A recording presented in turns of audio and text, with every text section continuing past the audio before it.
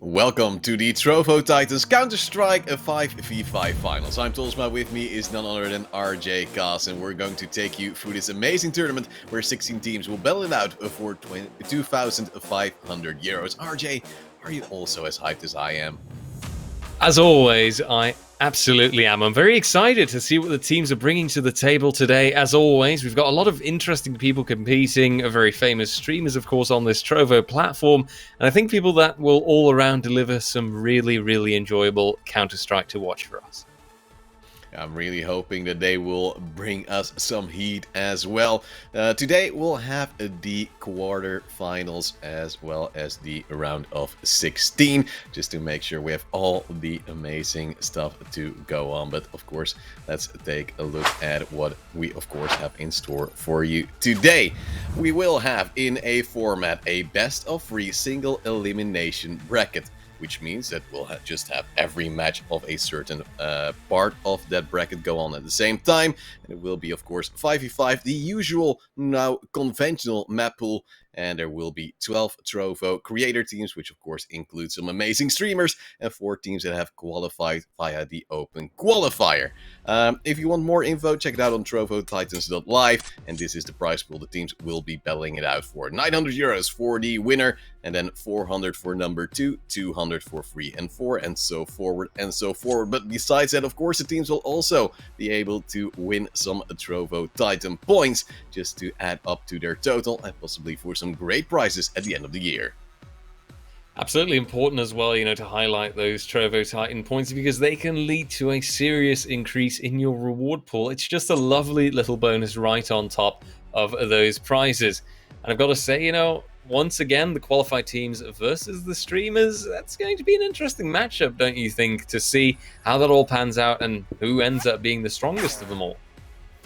Definitely. Well, here you do see the bracket. There will be just a single winner for 900 euros, but that will be decided tomorrow. First off, we'll have the round of 16 with Zuko and the boys, Bohemian Hyenas, Reminem, Punoglavi Bez Okiju, I hope I pronounced it right, a IG team, it's so hard, Mitrabraat, So Be It, Robocops, Basha Paiseri, Real Burgir, Hangovers, Novker Trollexers, Dr. Godolin's Party, and Big Daddy. A lot of interesting names as always, and I'm sure what promises to be a lot of interesting people and teams competing. I'm very excited for this. I really want to see who ends up coming out on top. Are we going to see those streamers reign supreme, or is it going to be the qualified teams that secretly have those hidden little gems of Counter-Strike talent within them? I'm looking ahead and looking forward to what we might be expecting today. What about you? Well, I'm just hoping that those streamers will show us what they have in store. Of course, these are the cherry-picked best streamers on the Trovo platform, and they have quite some skill for themselves. So I will never be disappointed in them. I'm already happy that we have so many amazing creators on towards this Trovo platform, and also joining us here for the Trovo Titans CSGO 5v5 final. I'm just really wondering, because the qualified teams, they of course had to go through a grueling qualifying session for themselves to get here in the end. And that might mean that they might be a little bit more hunting for that prize money, and they might just be slightly better. But if that will be the case, that's just going to be decided later on. RJ, are you already gonna bank on a creator or a qualified team to win? Oh, I think I'm leaning more towards perhaps the creators, just because, I feel like if people are out there, they're showing themselves playing a game like Counter-Strike on this platform, then they must at least be quite decent at it, right? At least you would never just go out and play a game and show the world if you're not really good at playing it, right? Or is that just my weird way of thinking? Well, I've been terrible at games my entire life, and I've streamed it a little bit as well, so I'm not really sure if that goes up in this regard, but we'll see in the end. I indeed do also hope that a content creator will be the one to win it all, just to show that they are the boss, and of course to have a little bit of a party with their viewers as well. We'll be tuning in with our streamers throughout the tournament as well, just to hear their comms, because of course it's quite interesting to see how they'll be battling it out, how they'll possibly be feeling a little bit of pressure in certain situations, and how they will be able to get around those, and of course be the best team out there. RJ, just looking at the names, have you had a certain favorite? Because I felt something for Doctor. Last one that comes to mind, very much also the last one in the entire team lineup, but definitely not the least.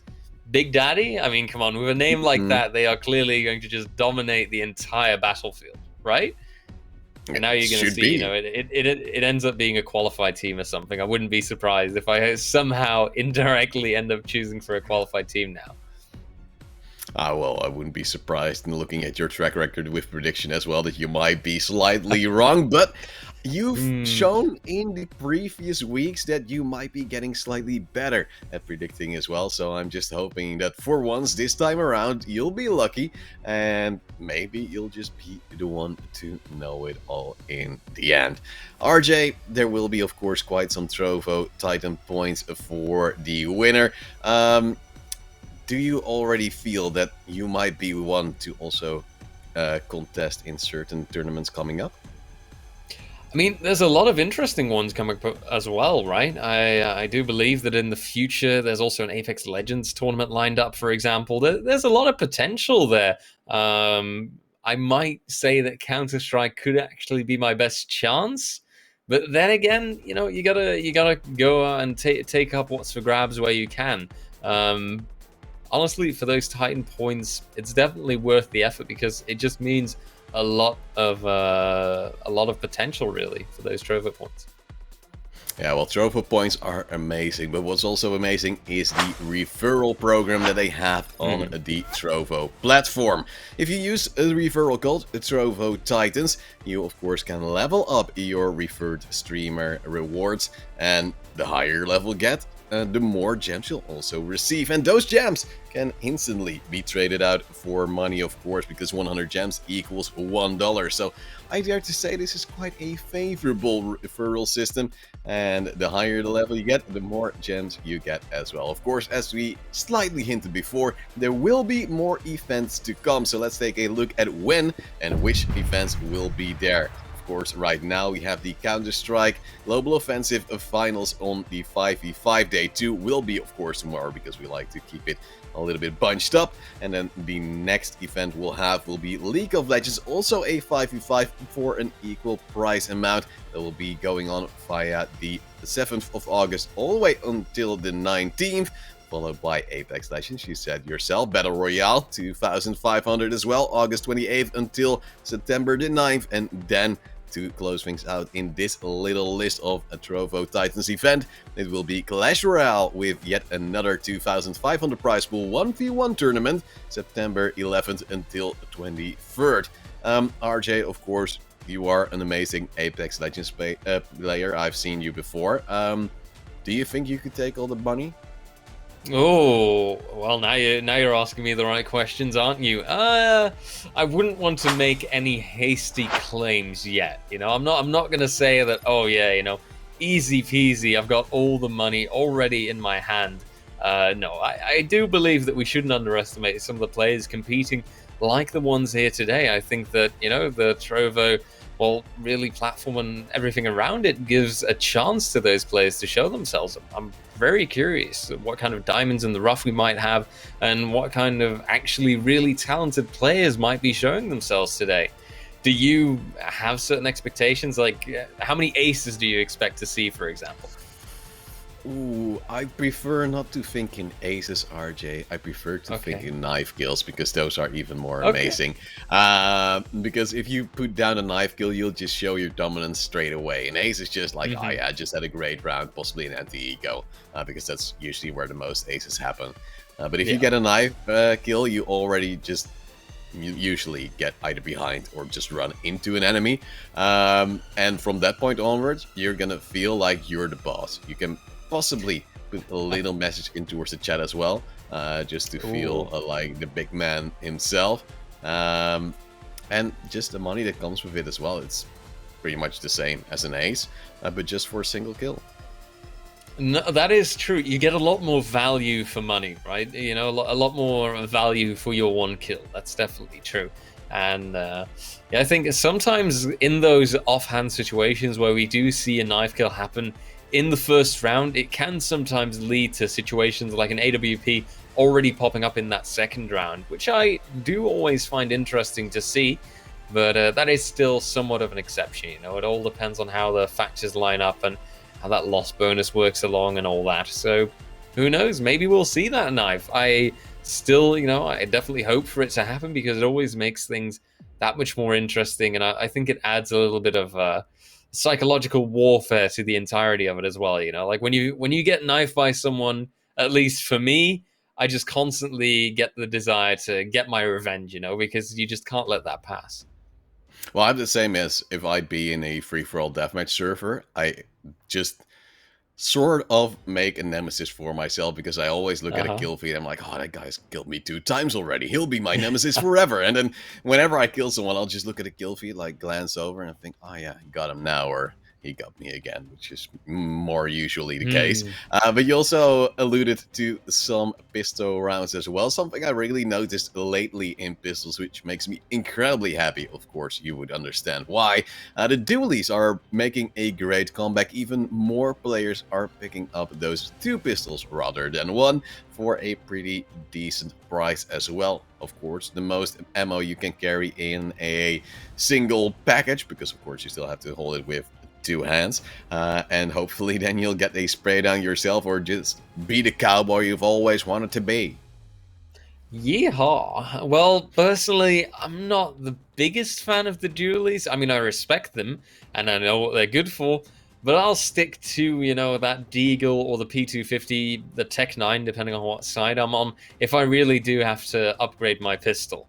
Are you really a diehard dualies fan? Do you always buy dualies now? Have you reached that point No, yet in no. your I playstyle? actually, I barely, unless if I'm already winning big time and I'm with a team that Okay. says, oh yeah, we have to go crab walk, because if you have 2 Crab Walk dualies plus and you dualies. crouch, you're the best crab out there. Yeah. But usually I'll just buy armor, and I buy it so fast that even if a teammate calls, oh, we can do utility, I'm like, it's already too late, dude. I already have my armor. Yeah. Because if you buy dualies, you also usually have to buy a smoke, RJ. And the problem then occurs that I barely know any smokes. I see loads of Oh smokes no. being thrown out by players when I cast. But I just have no clue how to throw them myself, because of course 64 tick, 128 tick, what's the difference, aspect ratio. Oh god, my brain can't even handle. It's just too much all at once. Input error. It's just a complete overflow.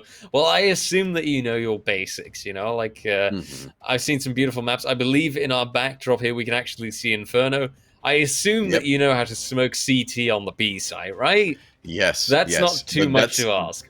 like, Okay. I know a few. Like on Inferno, I know how to smoke CT indeed. Have a sort of smoke for coffins. On Mirage, I have a smoke that goes towards the staircase.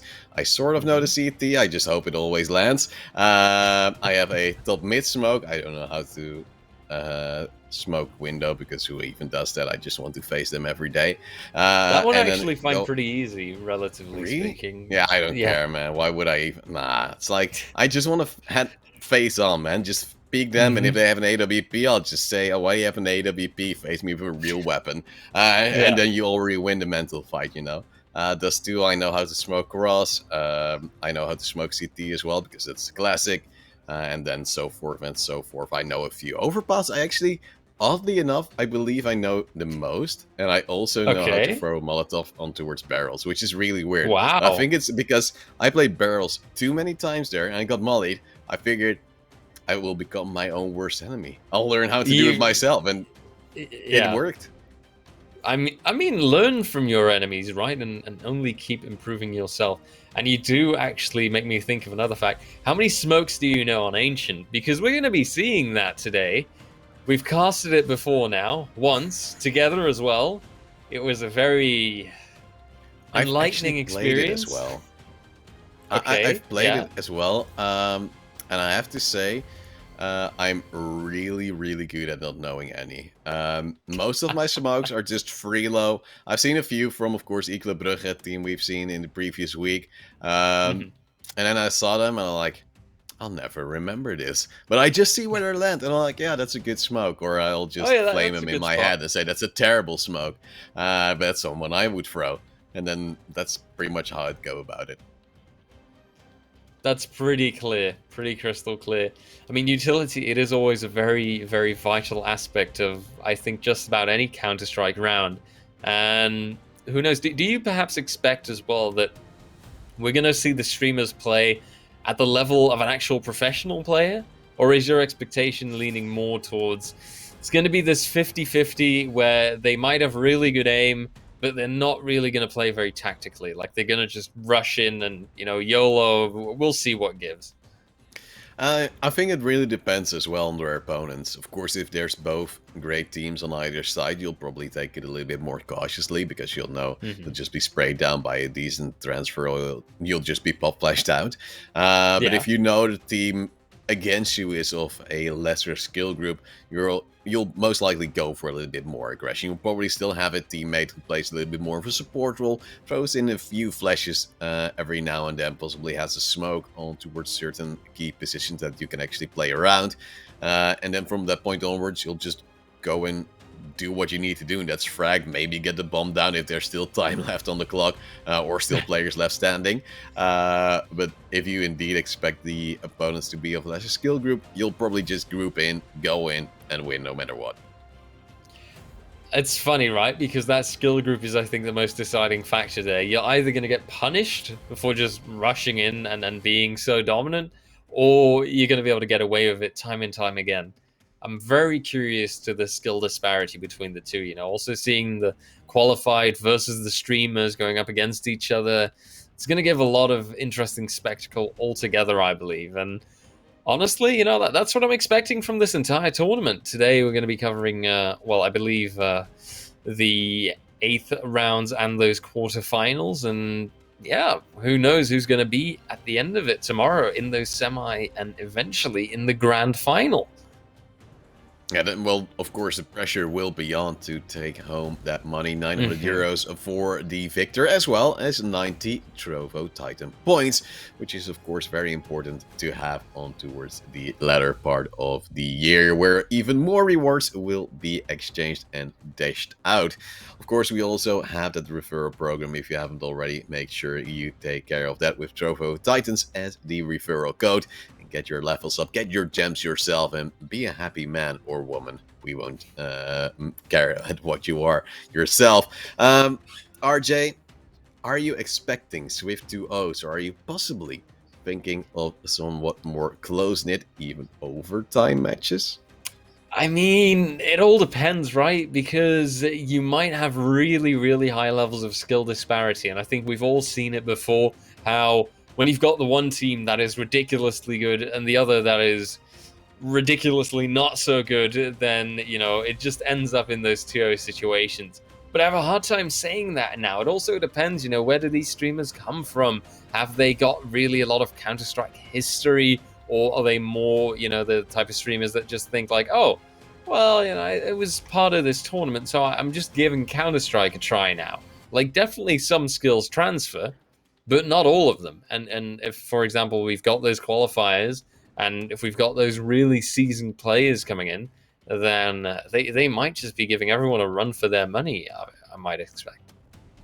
Yeah, it's actually interesting. As we looked into the bracket, I saw a lot of Serbian Hmm. teams as well. Yeah. So they'll be happy to go at it and get that money and, of course, those Titan points for themselves. But it's actually quite interesting because on the upper echelons of the competitive scene, you don't see Ooh. all that many Serbian players. But of course, it is a country that is known to have some decent strides in towards competitive games as well. So maybe we'll see some young blood or maybe some older blood with still some experience come in and go for the victory themselves. Quite honestly, RJ, I think it will also be a very big momentum-based series for a lot of these teams. Hmm. If one team actually manages to get a very early lead, a decent lead, and you actually win the map pretty convincingly, or just win the map in general, there is a very big chance, especially if they aren't as seasoned in the competitive scene, that you might see a snowball effect occurring, which means that, of course, the second map, also with a start in favor of the already winning team, will mean a swift 2-0, but you never know. What we've seen as well in the past is that if one team picks a map, they will most likely lose that map and the other team will get it. It's one of those things Yeah. that science just can't explain. Things that, that have been researched time and time again, but that no one's really quite found an answer for. But it's true. It's that kind of reverse upset or the reverse sweep that ends up coming from it. And I think it also all just depends, right? How lucky do you get? How well are you playing today? How's the momentum going? Are you like fully into the game and are you just completely destroying your opponent? Then I feel like the map pick doesn't even matter anymore at the end. If you're feeling like you are completely on fire as a team and you are just decimating your opponents, then moving on to that second map, it should just be a repeat of what you've just done. It should just be, oh, easy peasy, lemon squeezy. We'll just do this again. We just destroyed them on the first map. Why can't we do it on the second map? And then done and dusted. That is, of course, that 2-0 situation. And I think that those kind of situations also come with either big skill disparity or a big just difference in the team and their mindset. How well are they playing today? What are they feeling like? Can they handle this environment? There's a lot of factors like that come into play. Now, of course, it's also a little bit due to winning the pistol and retaining then the following rounds if you do manage to get it. Because if you don't actually have that pistol round and you see your opponent already gaining ground, then there will be even more pressure on towards none other than, of course, your own economy. Winning the first rifle round is mandatory because otherwise you're usually already 5 rounds behind. And that sounds Yeah. like a big deal, but you can still come back easily. But if you then lose again a rifle round, you'll already be 7 or 8 rounds behind it, and you're like, oh wait, they've already won Yeah. pretty much half of this map already. It gets into that negative spiral territory. It's something that I've personally also touched upon quite often, is once you get into that losing streak and you can't seem to break out of it, you just keep losing round after round.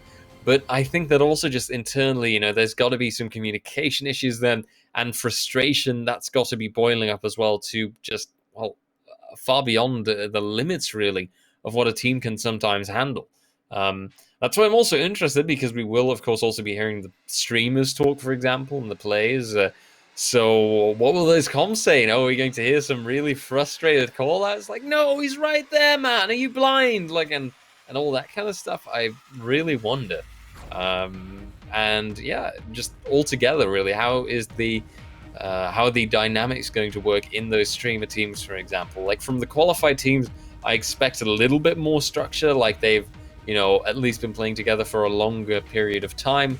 Whereas with the streamer teams, we might be seeing a little bit more chaos coming in. I do hope to see some chaos, RJ. I don't want to see them Ooh. struggle, but I do like to see a little bit of chaos going on in, because it shows that they are human. There are some Yes. streamers that just make everything seem easy. Their movement is great, their aim is sublime. And then as a viewer, you're like probably in awe, like, oh my god, how do they do that? But What? you also want to feel a certain connection, thinking, oh, they just made a small mistake. They have some chaos in the communication. I have the same every now and then. So I'm hoping that that would be the case as well, but we'll see that in a soon time. We'll be looking at Ramanem taking on Puno Glavci.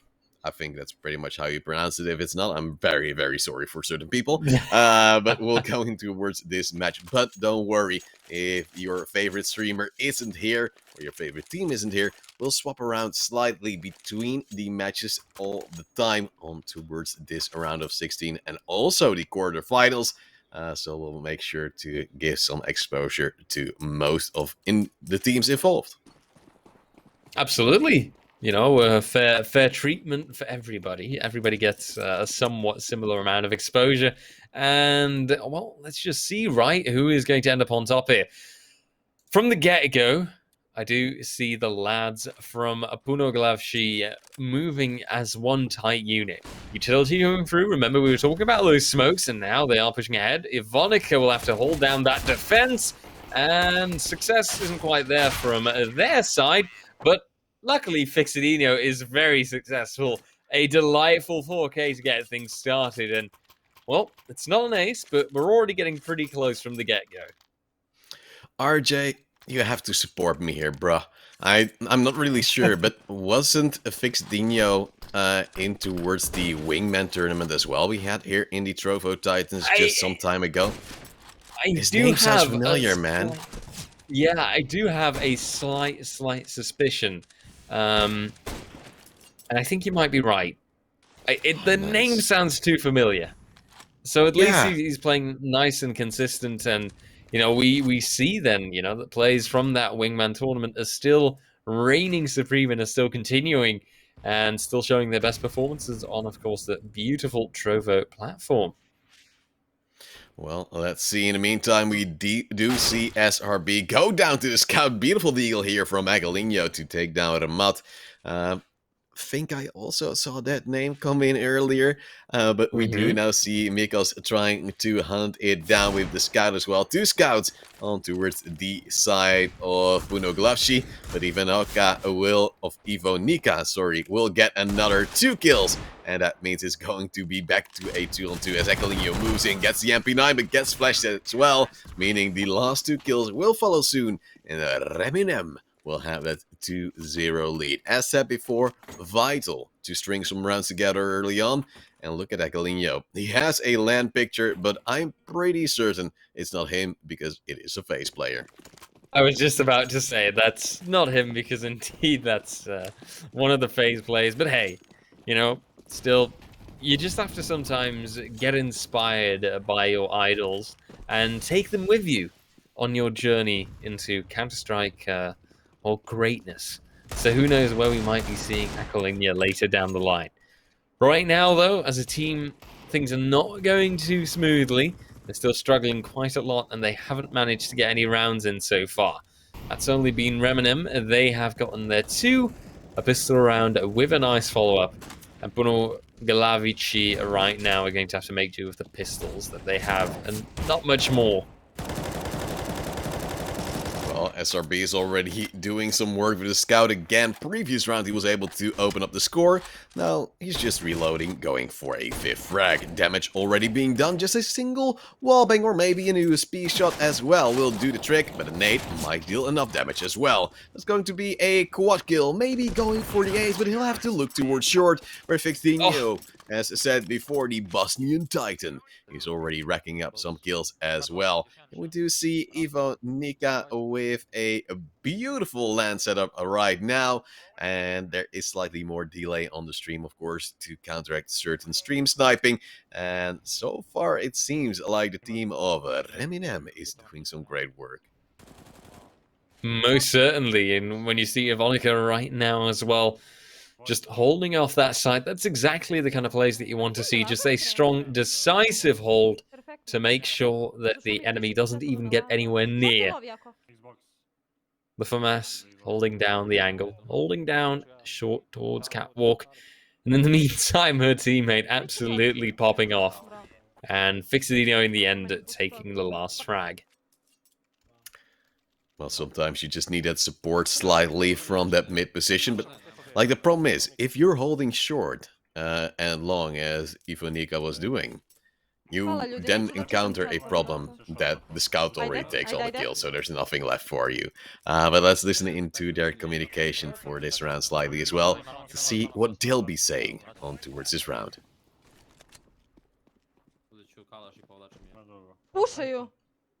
I do believe it's not English. which No tirem tem in-game isso. You're a big brain, RJ. I didn't know. Oh, I did notice. I'm sorry. It was clear from the get-go when we listened in. I wanted It's to okay. give you a little bit of a fake play. And we do see the long push. Vixtinho just moving in with the MP9 again. Will lose his life, and that means that Ivonika might go for her frags as well. Ekelinho actually getting a Glock kill, but this nade clean, calculated. Nekad se zajebem pa stisnem tamo talkis. Sometimes you just have superior players. Dobro, to je to. yeah, right. And right now it seems like Remenham is that team. They are playing very strongly, and they are just, well, dominant so far, I dare say. 4-0, and the pressure is mounting up on their opponents to actually start changing things up, to actually get an opening, to actually get onto a bomb site, for example, because if they're not going to be successful with that anytime soon, then I'm afraid that it might actually start getting too late and too tough to overcome. Ajde. Well, we do hear some universal communication, of course, like lower. The coach on the background already putting in some applause as well. But we do now see some refrags coming in, this time in favor of the side of the Serbians of Punoglavki bez Okiju. I think that's sort of how you pronounce it. And we have STF and the alt player SRB to hopefully bring it back for the team. But there's a lot of frags to come out from SRB this time around. He was clean, strong, hefty with that scout earlier on. And he has a JW sticker. I believe also a Kenny S towards this up. So in that regard, you can't lose. But if Ekelinho just goes for the aggressive play, it's gonna be really hard to go up against that. 4-1, still a lead for Remenham. So I'm still believing. Good, you should. You should. But I also think that it can be highlighted how now that first round is finally in there, you know, means that they can actually start building from this, and that maybe we'll just be seeing that T side popping off soon enough. Once you've made that first round in, once you've gotten that first opening, you know, perhaps that is just all you need to build up that momentum for yourself and push further ahead, get some more rounds in, and then in no time, Punoglavski bez Okiju will be popping off. Oh, they just or was it an assist? We don't see because of the overlay. No, I think it was a team kill. I'm afraid that was maybe a team kill. Very painful. Dragon lore?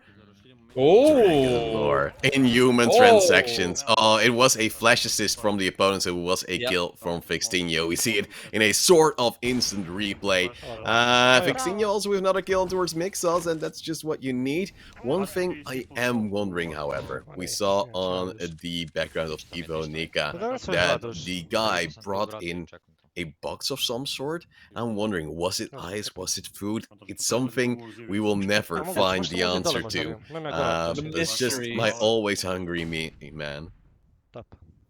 Oh, it's okay, it's okay. Maybe it's food, but I know that you literally just had food before we started. Oh yes. So I think you should be okay, my friend. You should be able to at least hold out for another hour or something, right?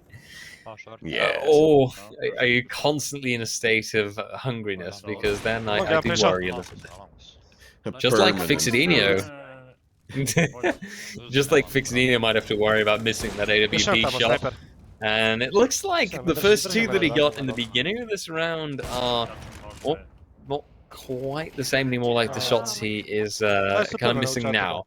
But he's in luck, his team can easily compensate for him. That does mean that, of course, the wonderful boys of Remenham are continuing their stride, and are continuing their dominance right now, I do dare to call it, because they've got a 4-round lead, and that is quite significant for the opponents to be looking up against. Well, of course, it's Vixtinho not missing shot. He's actually giving opportunities to his team to also get frags. As you saw, STF was able to get to in the end.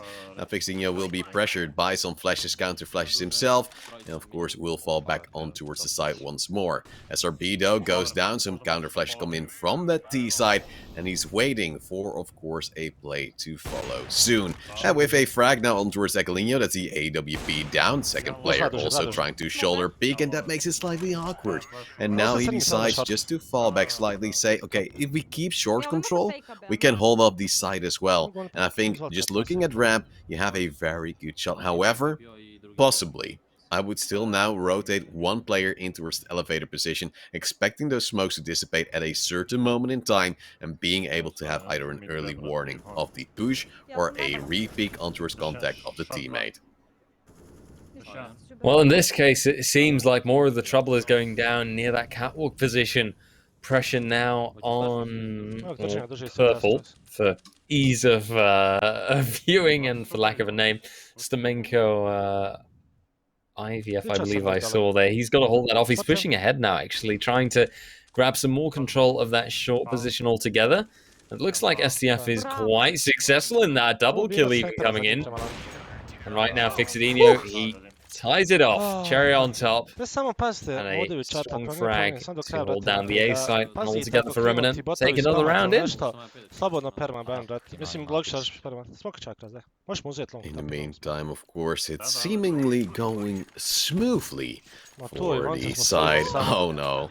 Never mind, Ivonika says, we're already winning so much, we're just gonna do a slight knife.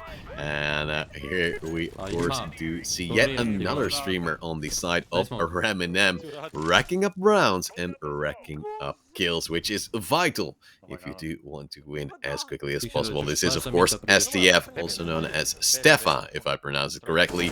Now losing his teammate on towards that B side, trying to go for a refrag, only gets one before being turned upon, though. But now we do see, of course, a quick rotate back opshot from Ramat. A good nade to possibly come in. From that B window, there will be pressure, bomb planted, but still now a 2v2 with one player with low HP. Tense, and it could be going just about any way right now, depending on how those first frags land, and maybe even that little bit of utility that they've got left. We see the site being claimed, but Sime and Mykos, or Mike Soz even, were both holding it off very strongly. It means that Puna Glavji bez it's, I gotta say, you know, I'm not, I think it's, well, Serbian, I guess. It's not my best language, my Serbian. So I do apologize if sometimes. Yeah, I know, right? How dare I? Yeah, I will maybe not get that name completely right at times. But clearly, you've been practicing your Serbian by the sounds of it. I'm pretty good at every language you throw at me, as long as I can just read it and don't have to make up words myself. Google Translate my BFF. In the meantime, Deagle round here for Reminem, as it seems like their money has run dry. That means they'll just take a little step back. They already have a 62 lead. They can just now try to go for a little bit of aim confidence, because every kill you get with a Deagle, you feel like a better player than your opponent. And with a slow play coming out from the opponent side, it's going to be most likely a long push and a flank to come in from Stefa. One frag coming in, but a lot of trades already following. Missed opportunity here as well from SCF. And that hurts. So painful, but deserved for Punaglavshi that they get that around. Strongly played, and Reminem right now struggling somewhat, falling behind, but still having an advantage. But depending on how the rest of this first half is now played out, that advantage could definitely be turned around. I think that the potential is there for things to go that way. I loved how STF was able to put down a pretty decent well, presentation of his feelings, I believe, because he sounds slightly frustrated on towards that missed kill after that round, and then, of course, went straight back in towards the next. They have lost the first opening kill, which is quite unfortunate, and we now look with, of course, Rema to see how he'll be able to stack it up. It's going to be some frags being traded left, right, and center, but still in favor of the Serbians. But mid-control quite often actually granted to Reminem, which is quite interesting. Now we do see also a smoke bank to come in, SRB to go for that flank, and possibly, just possibly, they'll be able to bring it back. But losing SRB in towards someone else, but AWP still reigning supreme.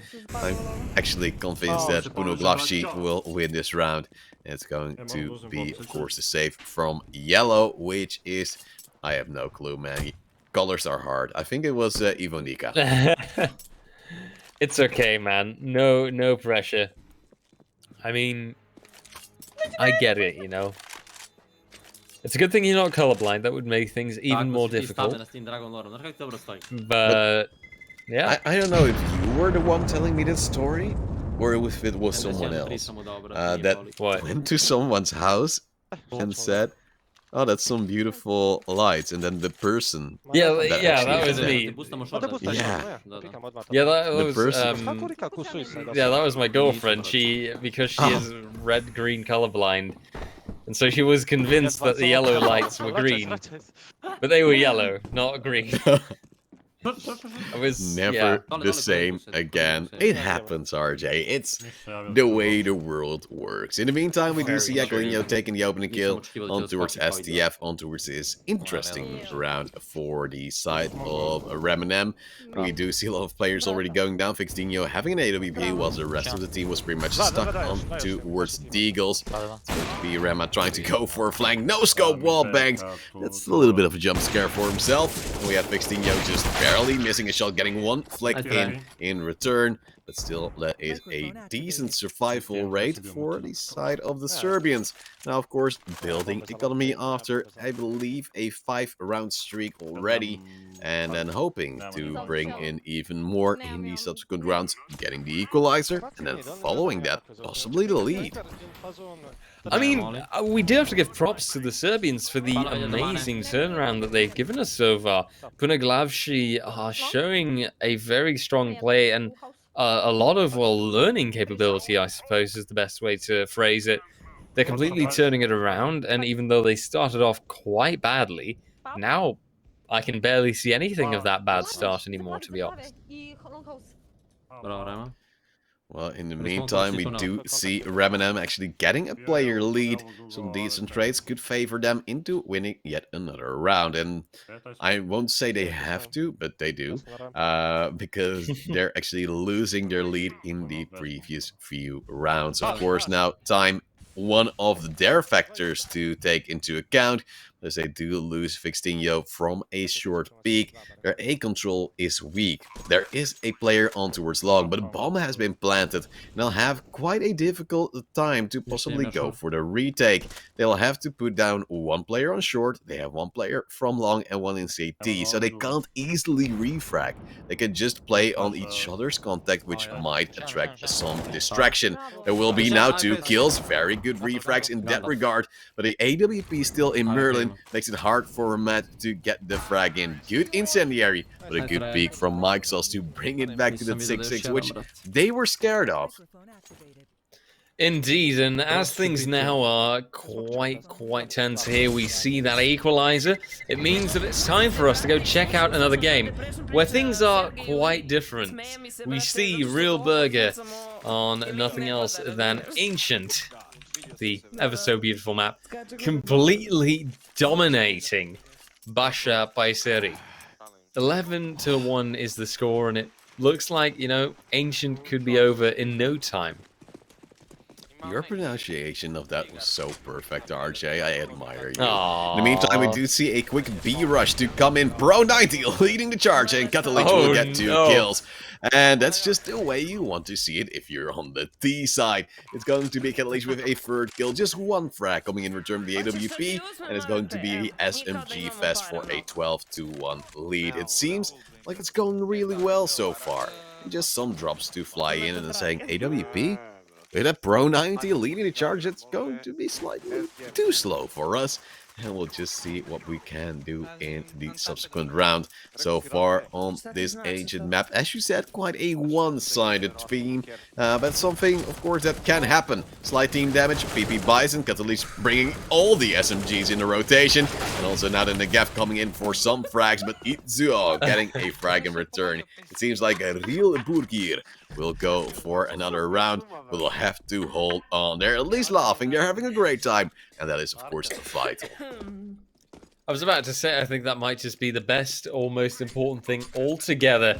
And Real Burger kind of showing what sometimes happens when a team quite heavily outclasses the other. You just see that they get very confident and that they just rush through the map like they own the place. But in this case, when you look at Real Burger's performance right now, it's quite deserved, you know? I mean, let's be real, they're playing really well, and Real Burger, with an 11-round advantage, are just too strong. In the meantime, it seems like it's all working out here for Real Burgir. Depression is getting yet another frag with now the clock, and they're going for the almost clean first half. 13-1 will be that score for now. Maybe 14-1 in the subsequent, as all the money will be expended. So many AKs, and luckily, RJ, the AK is very, very resilient to dirt, water, whatever you throw at it. So even leaving them in the water there will mean they'll most likely still work. Elko being traded out, Itsuo taking the Galil because AKs aren't good enough. And we do see some refracts. Beautiful one tap here from Tina. And that is the 14-1 they were looking for. Curious to see how soon they will be able to bring it home. They say good hop because they're very nice to their opponents. And Alcon Ballard says, do you mean GG? Because it's easy. GG, easy, no problem. Well, it's the harsh reality, right? It's looking like, I mean, 16-1, do I dare say? Maybe this pistol round is the only chance for Basha Baiseri to get the turnaround, but I don't quite see it happening. And Katalik there running the dualies, you mentioned them earlier. You can't lose. It's just a recipe for success. In the meantime, Itsuo is also racking up some kills. It will be Holmes with the follow-up and another frag to boot. 15-1, just a single round still needed. And RJ, as I said before, I needed to know. I actually checked out Evo Nika's stream, and the guy next to her is eating ice cream, as I actually figured out. So in that regard, it's all making sense. That question has been answered, so I can sleep tonight. I'm curious if the opponents of this team will be able to sleep as well, because they're getting slammed. You did remind me of something very painful that I will get into in a moment, because right now it's starting to look like this could just be the 16-1, and oh dear, just the insanity, the knife kill at the end of it, oh, the BM on top of it. Well, if something's clear, then it is that Real Burger is a very, very strong team, and that they are at least making their way further into this tournament. Well, I told you, RJ, I needed to see a knife round. You want to see the ace? We were really close already, but that knife round has come in. The team of Tina has now, of course, won, which means they are a single map up in this best of 3 single elimination bracket.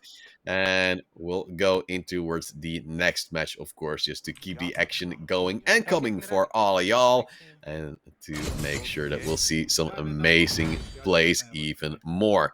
We're going to see on towards a Mirage map. It's going to be a IG team against Mitra Brate, as is still in the early phases of this map. 3-0 so far for the CTs, I believe I saw, and they're actually bringing some aggression. It's going to be already 2 opening kills, but also 2 returns on towards this seemingly B rush.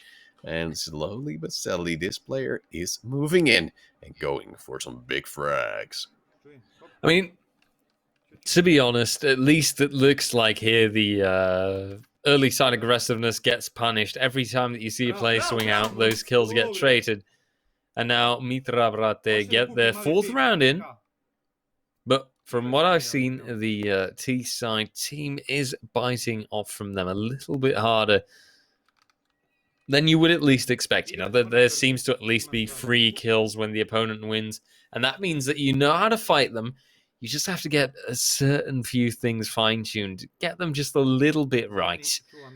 And then all will be well. The flash coming in. Good frag here right now from Mitra Brate. And that means he'll go back, sees that window is smoke, just flies in a flashbang and incendiary to cover that underpass position. Then goes on towards new angles, re-smokes Palace. And that's a Tilder smoke, which drops slightly lower. But if they do jump into that one, they might choke on towards the smoke. It's a classic. Very good flick here as well. On towards Fuko and Mitra Brate. Getting to a beautiful frag. And in the previous round, you saw how happy he was. He'll only get happier the more rounds do come in for this team. 5-0. Already a pretty decent lead. Oh, a very decent even, I would say. A strong start, and that can mean so much at times.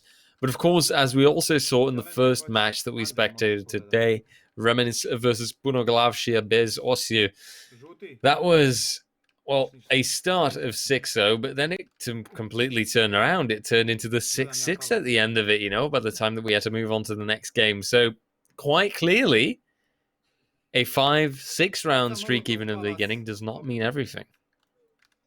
Well, in the meantime, there will be an A-smoke execute to follow in. A flashbang onto Mitra Brate, but luckily Noddy was there to at least get a single kill before being traded out. That means some counter flashes is, of course, a requirement to get some pressure back on towards the map. But as there will be the bomb planted, another kill to come in, it seems like the team of Mitra Brate is falling. And as you said, they were able to fend off the side of AIG team. And they're now actually doing so with possibly their first round already after losing 5. One player spotted out, can't get killed. It's going to be Lemmy with a double doe as he knows how to step up. But with a refrag to come in, retaking with an AWP and no defuse kit just yet, there will be the flank coming in from the back. And that means we're now on a 5-1 score. First round coming in. And of course, that means we'll also go with a small look on towards the AIG team with one of their players hoping to bring it all home. RJ, we do now see the net graph to come in on a player. Do you like to have net graph on your screen as well whilst playing? Well, no, actually, because I feel like it would distract me way too much. And if my ping isn't good enough or my FPS, then I'll notice anyway. I don't need to see the numbers to tell me, you know? And yeah, I don't need that info. I'll notice it. Oh, look at the aggressiveness, by the way, in this push. And then half forgetting, oh yeah, there was a guy by car. AEG team, those comms, they're real, and they're quite hectic.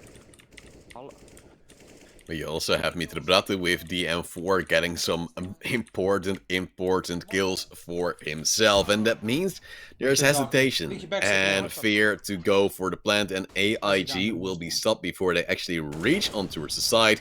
As Goofy himself was tagged up as well. Now, more damage being dealt, more players being low, and they'll just go for those double peaks on Mitra Brate's side.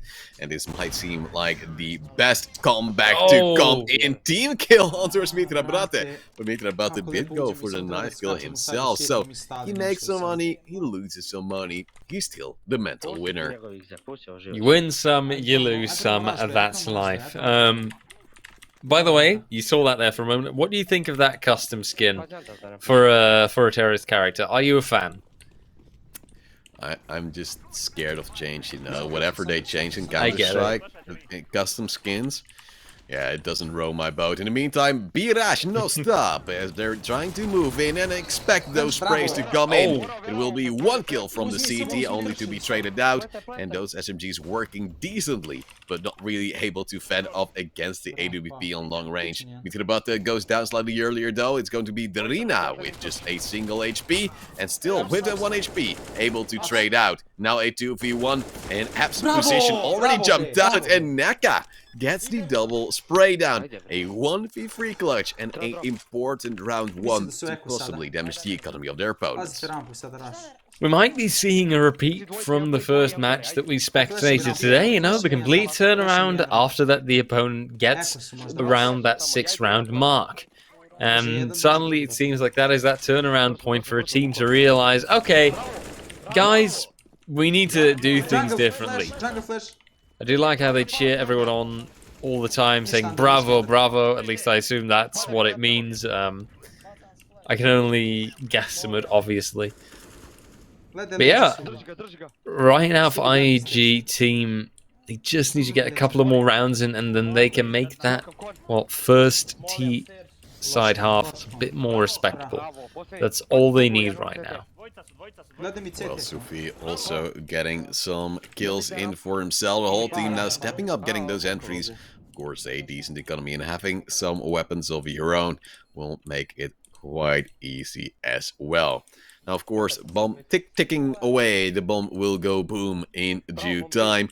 And the CT's most likely already going for a save, because this seems impossible. But as the bravo comes out, throwback to a beautiful stage host sometime in esports history, it's gonna be a decent round again from the side of AIG team, and they're actually bringing it slightly back. They're on towards half of the rounds of their opponents, but they now have some momentum. They have some economic pressure, which they will be able to expand later on into towards this map as well, hopefully for themselves sooner rather than later.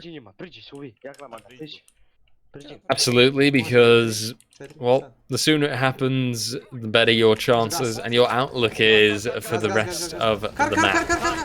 Right now, though, oh dear, very painful how that corner was not checked well enough. Means 2 deagle kills and another kill in the meantime for Mitra Barate. Looks like in this 3v2, depending on what they can recover, they should be winning, but they don't even need any stolen weapons. P250s and deagles, and that is seemingly all they need. For the rest, they can just kick back and show their enemy who's boss.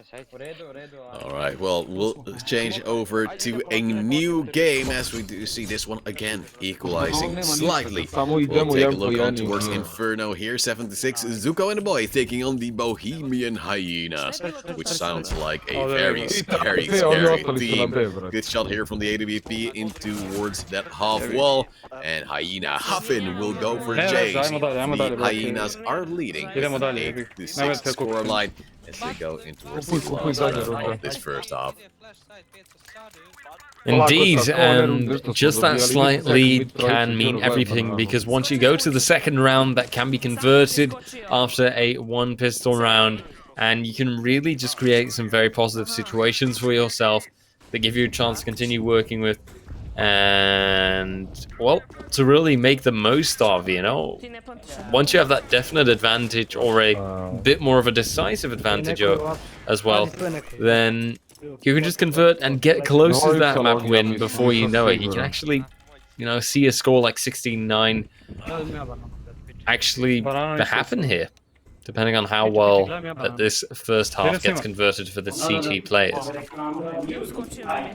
Well, in the meantime, they're going towards that A side seemingly. But I'm not really sure, as it will be a CT going for some aggression. There will be a refrag, so that's decent. But of course, that doesn't really give you everything in the world. Still a 4-on-4, a minute left on the clock, and then Avin again with an aggressive peek to get a kill. Not traded whatsoever, and actually followed up by a second on towards the Bogi Debil 85. And that means again player lead for the Hyenas, looking for a 9-6 scoreline. And for Zuko and the boys, that might be quite a predicament. Oh, most certainly, because, well, if you can't really face off against that, then you were just bound to lose. It looks like it's not going to happen. 9-6 is the halftime score, and from 9-6 on, it's a strong 3-round advantage, which then maybe, depending on how the second half goes, can become double digits, can become, you know, even 12 to 6. There's a lot of potential. Well, of course, there will be that CT pistol USPs on the longer range. Having that advantage close range, you of course need the dualies, or just Glocks. We do see a small wrapping of course, that silencer. But so far, it seems nothing really crazy. Kaideeks get the first kill, a lot of trades coming in, but Havin, again, reigning supreme. However, still the Hyenas now a player behind, but with Havin still alive, there is no big challenge. And that means we now have Batnat taking another frag. Only our streamer here left alive. And he's having to flank those two players who are already, of course, trying to move on towards that A side, I would imagine. And indeed, they have gone for that bomb plan. I mean, quite expected there. There's no reason why they wouldn't just commit to it as soon as they possibly could. And now the pressure is on to get that one frag. Not sure if that is actually a player back there. Could be a decoy. But you see the bomb now popping off, and it seems to be a player. He moves ahead, but he knows that pressure is on. He does have a defuse kit, but never mind. No chance. He loses to the Glock. And that does mean the 10th round for their opponents. Well, of course, now you're doubting, do we go for an eco? Do we go for a force? Well, with Zuko and the boys, forcing seems to be somewhat of an answer. But it won't be. It's going to be trying to rush in with the USPs of some players. One player is forced bought on towards the MP9, is now thinking, if only this were Valorant, I could possibly sell that. And in the meantime, we just see a little bit of disengagement from the Hyena side. Some damage already being dealt. McDad just running in, Dipko and Samuel getting the frags, and there's nothing to be done. And, well, of course, that means that we now have a very decent chance for a win for the Hyenas, as Havin as well has that MP9, and only Kaidex with that force buy for just him. I cannot speak more. We're focusing so hard. I'm so sorry, Trovo. I'm on mainstream. As our streamer says, there is no we're really better than this. focusing You hard. have my own. I just like can't this speak. one? Oh, look at those biceps. This is my I was about to say, you're completely enchanted by those biceps, and that is insane form. Clearly. But in the meantime, it's time to move on to someone else. Of course, this is with a slight delay. But at least it will show us a different perspective. Those Mac 10s having definitely reigned supreme so far. Yeah, my big question is, however, RJ, now after seeing those biceps, how are the biceps of our current player? Can't say they're the same size, because we don't see arms right now. But this guy does have a beautiful bit of facial hair, which we could possibly... A chin strap. Good focus. A chin strap. It's not a goatee, it's a chin strap, as it's going to be the AK in hand, looking for the frags. But so far, there's nothing really to be found. Going towards the B side, throwing in a lot of utility, but there will be actually Bucky Nabil, who gets a beautiful kill, and then also Kaidex with the follow-up. It seems like this round is going south for the Bohemian Hyenas. But of course, there's still a lot of room to cover. It's still a 2v4, and if you go for the right entry strategy, you might still win. Then you shouldn't die here to Kaidex. Well, it looks like they didn't end up dying to Kaidex, but they actually died to Jorah. And one result is clear, 7-11. It's the CT side that's finally punching back again, so it seems. And that's finally showing, okay, you know what? It's been enough. We also want to win, and we deserve that prize just as much. In the meantime, some utility flying out, some damage being dealt, but not all too much. And you see the hesitation to go for the engagement. It's going to be Burek with the opening kill on towards Dipko. And that's going to create a very big dip on towards the side of the Hyenas. Still bomb on the floor, no need to actually pick it up if you don't have any side pressure, but still they'll just go for it. Sibral easy bumbu, as said in the language of this player. Yes. Going to be Havin dying, and well, Havin is that man we might want to see as well. I think that was near perfect pronunciation yourself. Right now, though, it seems that we need to see more near-perfect plays. The Bohemian Hyenas still reigning supreme for now, but Zuko and the boys are fighting back. And I've got to say, I feel here, you know, there is more of that comeback potential. I don't see the similar dominance, for example, that we saw in one of the earlier matches today. But Bohemian Hyenas, well, they do need to hold on to it now. And maybe with those kind of scout plays, there is a chance. But look at this. Samuel getting just double peaked and sadly losing his chances. Totokolo Viravra was there and they went down. And actually succeeded so far now, though. We've got some results actually coming in. And we do see one of the first maps being won so far. Yeah, we do have Novgor, Rilburgir, and Soviet already taking map scores in their favor.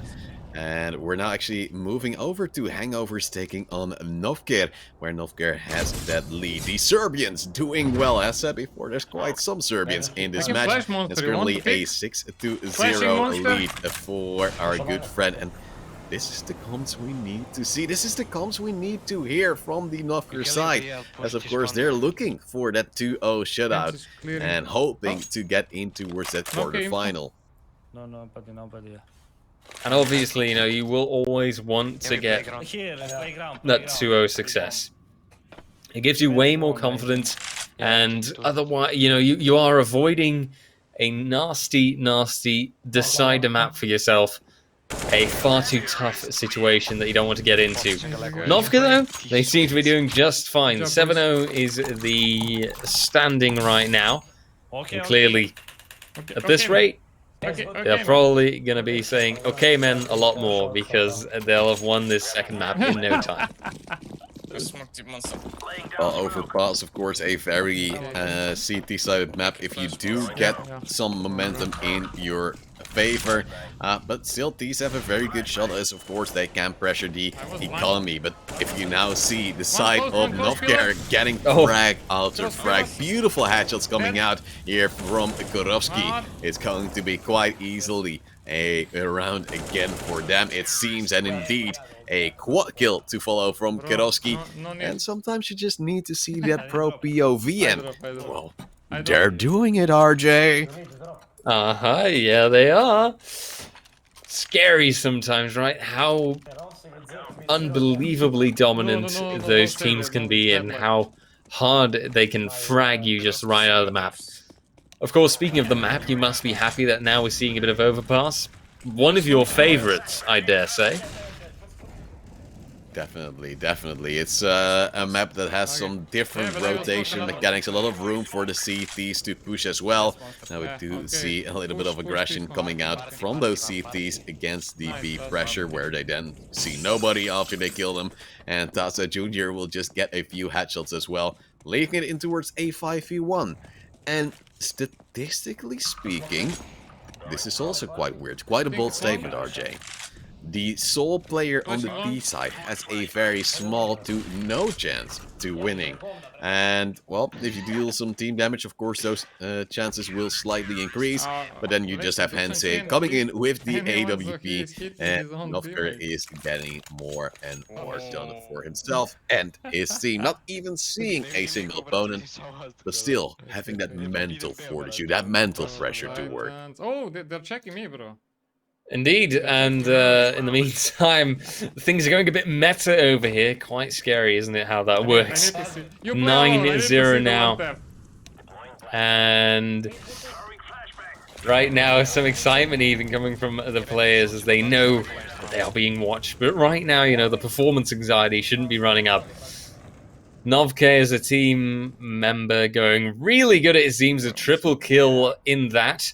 And, well, this team altogether just absolutely dominating. Decide a map for yourself. Well, in the meantime, we do have a fan here from Korovsky who's like, oh, I shoot the most beautiful head shoots. And he's hoping that we'll possibly fangirl him for the rest of our lives. But with the shots he's already hitting, he doesn't even need to play apparently, because he has a team who's doing some work as well. And we're going to jump into towards this next game, because otherwise Kadowski can't play himself, because he's already focused on towards so many things. We're going back to Ivonika, who's currently in the lead and close to a possible map point. And against Punoglavshi bez Okiju, it's still, of course, a tough battle. The ice cream has been put away, or has been finished by the man behind Ivonika. But we already see some great opening kills coming down from that T side, looking for that 15th round and possibly that closer. Oh, you reminded me of a great loss I suffered. I believe that was 2 days ago on Sunday. I had to leave a dinner that I was at relatively early, and it meant that I missed out on dessert. And it meant that I didn't get any ice cream. Aww. And when you remarked on the fact that it was ice cream that he was eating, I remembered that loss. And now I'm sad again, because I really like ice cream. That's what I do for you, baby. Well, in the meantime, we just see a little bit of a slower approach. Of course, a lot of pressure on towards these teams to win the first map of this series. It seems like Ivonika is doing the work with Ramanem. And so far, there will be a save from the remaining 3 players on towards that CT side. Oh no, there won't be! Simic gets a beautiful shot once you get an AK, but Fixinho, looking with the AWP, able to bounce back. But still some financial damage being dealt with, of course, a little investment with that Deagle dying. But it's 15-11. It is a map point, and things can be closed out right here, especially if they do get some early map control. And with those flashes early on, of course, there could be that map control to come in. Indeed, but there is a response to those flashes, and that is a spicy Molotov, which will hold off their advance through long doors and onto that A site. That won't be happening, but another thing that is happening is Fixadinho. He throws back, gets a frag of his own, pulls the entire situation into that 4v4. And now we gradually see Ivonika pushing ahead. Well, if we can't get A control, we'll go for mid control, but that doesn't work that well. Wall banged through mid doors and down by the hands of Akolinho. It's a close situation. Remanem not with the advantage at the moment, and quite tagged up as a team. 11 HP, 70, 47, 58. Not the best amounts to be working with. But there are still chances, although now they are getting very slim. Punoglavshi bez Oslu. They are hopping off, but maybe Fixino can pull it together. He's got a hold down short now, and indeed gets the frag. Sime goes down. It's a 1v1. This can go anywhere, but he's not paying attention. Goes down by the hands of Akolinho. And it looks like Ramanem have to struggle a little while longer to get their win. Well, he was paying attention. The problem was, however, that he didn't expect the player to be on side, because then he would have expected a peek earlier on, or at least some sound. Akolinho, of course, was last spotted with a Deagle on towards mid, so a good guess was that he would have gone for the long play himself. In the meantime, just a Deagle here for Ivonika, possibly what's needed to get some kills for herself. As Akolinho gets the first kill, Sima will have that follow-up, and it seems like the team is crumbling under the pressure of the weapons on the other side. Another frag comes in, a lot of 1v1 peaks, and this Deagle so far not really hitting the mark. But there might just be the AK to be picked up. In the meantime, Ivonika gets 1 kill, but it will be soon 2 refrags from the other side. And the Serbians are trying to go for a Serbian party. And it's going to be, of course, Ivonika and Ramanem still having that match point. If they lose another round, of course, this time an eco, they'll be on 15-14. And then, of course, you have to win. Otherwise, you're gotta cry and play in overtime. Yeah, cry and play overtime. And sometimes you just have to deal with it, the harsh reality of it. But we'll see what they make of it. There's still a good chance, but the chance is getting slimmer time and time again, especially now as you see Mike Soz, Akolinho, They put down a strong defense, put themselves at the 14-15 mark. But now is that final chance for the team, the final chance for Reminem to get the 16-14 in. They should be able to handle this. They should have the chances, and they've got the weaponry, they've got the skills. But it could all just go wrong at that very last minute now, in the very last round of this first map. We'll see, though, what's going to give. Ivonica pushes ahead. The rest of the team is also here waiting in upper tunnels, ready to perhaps throw some more utility in. Well, they are teasing, toying with that middle control. Maybe pushing through mid doors, going for that B position.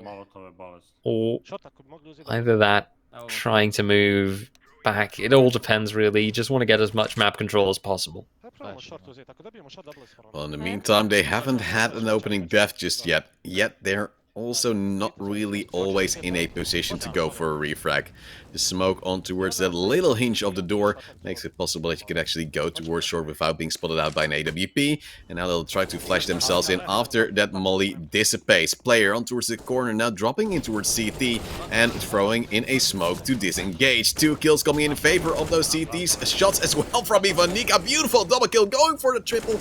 Knows a player will be on site, some damage being dealt, and a nade also flying in. Just that single player now, of course, remaining to hold off this map win from the side of Ivanica. And of course, Reminem, smoke to go on towards short. And where will he come from? They expect short because they checked CT, but Vixinho will peek in and will get that last kill, 16-14. Fist pumps in the air, big relief on towards Ivanica.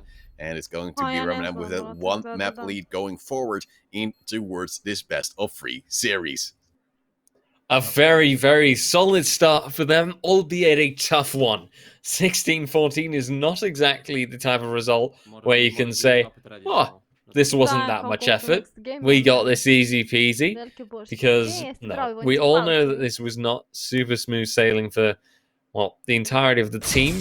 But the result was definitely there. Well done, well attempted, and that leads to another update coming through. In the meantime, Real Burger also managed to actually get the 2-0 done. Of course, they were absolutely dominating Basha by City. So that's a logical result. We see Reminem getting a 1 added to their scoreboard as well. Yeah, I do expect Novker to also go for that 2-0 win. We saw a little bit of a moment where they were already taking hangovers all across the map of Overpass, and that's a big map, so that says something.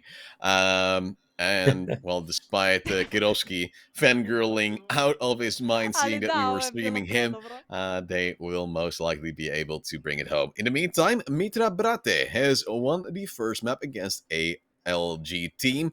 A 1 was just added to their score, and that means they're doing quite well. And RJ, I said as well, Doctor, one of my favorite teams, they're also 1 map up against Trollexers. I mean, clearly you weren't wrong. They are doing respectably for themselves. And now that we've seen the first show, actually, I'm wondering, do you expect to see any more today? You also remarked on, obviously, Team Novker, that they should also be getting that 2-0 soon enough. Do you expect any others to happen soon enough? Reminem might get a 2-0, but it's going to be quite hard. In the meantime, we just look at the victory screen, or at least the loss screen for Hangover. A little bit of Sag right there. And instant quitting, of course, of the game, or just going for a little bit of a matchmaking match. Hangover has now lost, so that a second 2-0 is hereby confirmed. Some tears in the eyes of Laxo, and of course that means that there's going to be a little bit of an unfortunate place for them, but maybe in the future they'll still be able to bring some stuff home. I'm Tulsma, with me is RJ Cast, and we're bringing you all the action today and of course tomorrow in the Counter-Strike Global Offensive 5v5 finals in the Trovo Titans series. The winner, of course, getting 900 euros for themselves, as well as 90 Titan points, which of course will add up to your total and will get you some beautiful prizes towards the end of the year. RJ, currently, how are you feeling about the level of play we've so far seen? I think that it's a very broad level of play. We've seen some teams not handle things so well and being quite clearly outclassed by their opponents. But on the other hand, we've also seen some opponents that actually, do show a sense of tactics of actually knowing their utility, using it, and lining it up well enough. I mean, I'll be honest, I'll be the first one to admit, this isn't the very top, this isn't tier 1 level CS or anything, but I can definitely see some potential here. I see some teams making solid plays and at times definitely seeming to communicate well enough. So I think that the level is okay. It's according to what I expected, and I just wonder how many more of those matchups that we're going to have where it is quite clear that one team is a lot better than the other. Well, of course, you're way better than me at Counter-Strike anyway, so we already know that there is a skill deficit right here. But I'm really curious to see what we'll see later on in towards this tournament. Of course, Novkar, one of the highlights so far. We saw some great plays come in from Karofsky himself as we looked on towards his stream, on towards the Trovo platform. But I'm curious to see how he'll be able to stack up, for instance, against Reminem or some other teams that we've seen so far.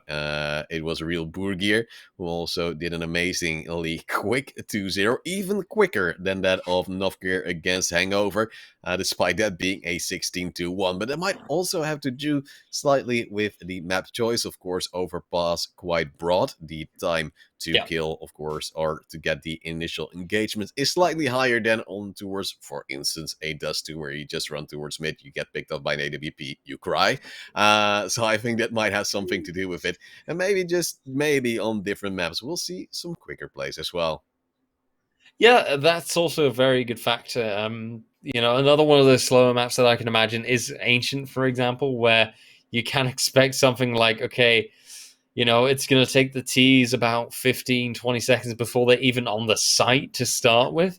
So that's also something that definitely slows things down. I think it all really also depends on the teams themselves. We've seen, I believe it was Real Burger that were playing incredibly aggressively, that they were just thinking, just keep rushing in. Yeah, just do it again. Just keep going. And for them, well, that tactic did work. So props to them, right, if that works. But that would also lead to some very, very short maps when things are being played at their pace, I should say. Well, of course, here we do have the current results. The Bohemian Hyenas has won against Zuko and the boys. That was on towards Inferno, and they'll be quite happy to take that one in as well. We'll go back to Zuko and the boys against those Bohemian Hyenas to see how they'll be able to pick it up. It's going to be Mirage, the net start right now. It's not called Tolsma, don't worry. But we'll be getting in towards this pistol. USPs ready in the hands of those CTs. Slightly B-stacky play, of course, as B is usually the favorites of the T's to go quite early in towards a map. And so far, it seems not to be the side of choice, but you never know. Maybe a slightly elated play to come in. Kydex is going for a jump, doesn't spot anyone, then I'll just go towards A. And this is the moment the T's usually run out of apps. Oh, the timing. It looks like right now the T's are taking their sweet time, and they are now getting the kills in. They've already gotten the plant as well. It seems like they didn't really take their sweet time after all. Smokes are good to prevent vision from the CTs, and flashes follow up to make sure that they are stuck in jungle. Samuel was a little bit over-enthusiastic there, though, and he does have to pay for it with a death, but Suits comes back around. And that leaves only one more man, Bureg, and sadly, Bureg does not manage. Bohemian Hyenas, they take the first pistol round, and who knows, it could be one of the many. Well, in the meantime, this is, of course, a vital round to get for the side of the Hyenas, because now you keep the momentum you've gained in the previous map. As, of course, you have seen slightly earlier, this map was really close. Oh, Zuko and the boys have won. Well, that's a little bit different than what we've seen before. I thought it was Bohemian Hyenas that was shown earlier that had that map win. But sometimes things just go a little bit differently than you expect, RJ. MP9s with the force buy of the CTs right here, hoping to be able to bring it back. Indeed, and you know, it's sometimes, well, it's definitely one of the more frequently happening choices nowadays to see those CTs invest anyway, because they are too scared of giving their enemy that momentum. Understandably so, but then you do have to make use of those weapons, and it doesn't quite look like MD is really doing that. He goes down by the hands of Samuel, and oh, it looks like you were right. That turnaround is there. It is indeed Bohemian Hyenas that got the first map by the looks of things. You were just being tested for a moment. They like production.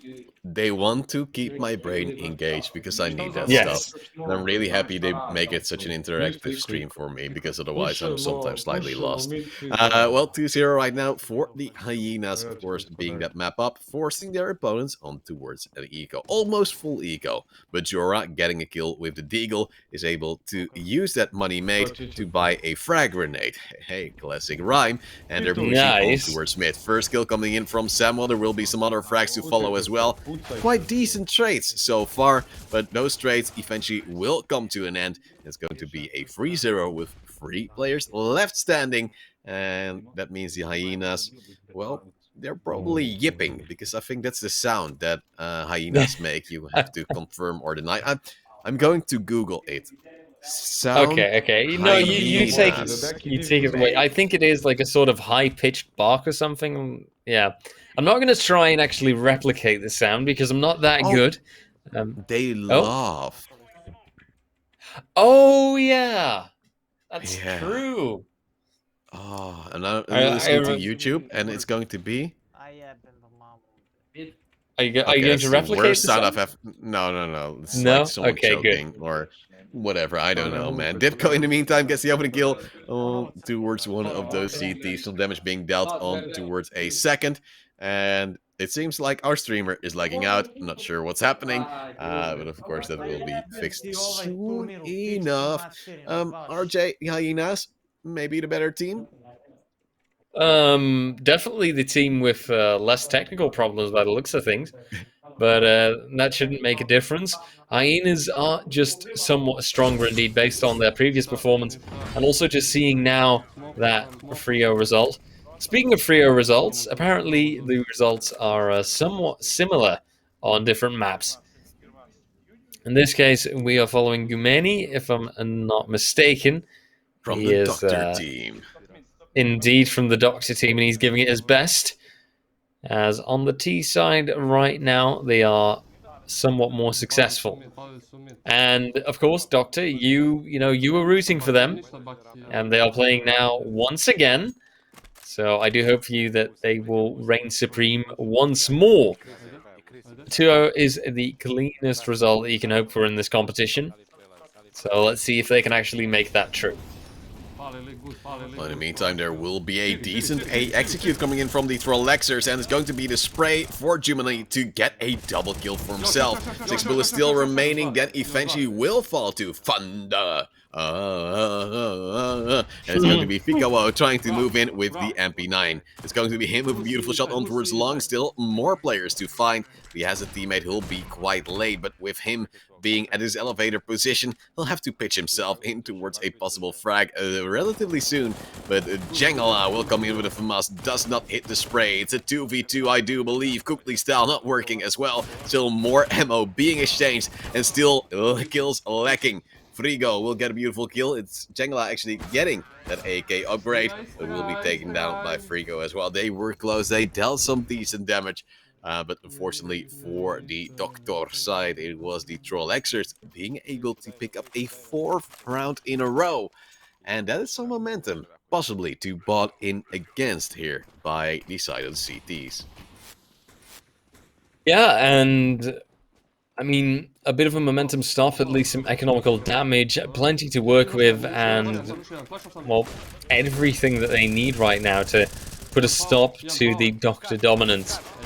Seems though like they are having a hard time. Rave this time coming along and pushing in. A double kill for him. And a double kill that leads to the B side already completely overtaken.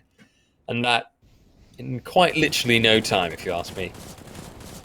Well, Jangala going for the retake from tunnels. 2 players coming from the mid position. Having a flashbang as well might work, but 2 kills once more will follow for the Trollexers. With 1 in return from Salasimic.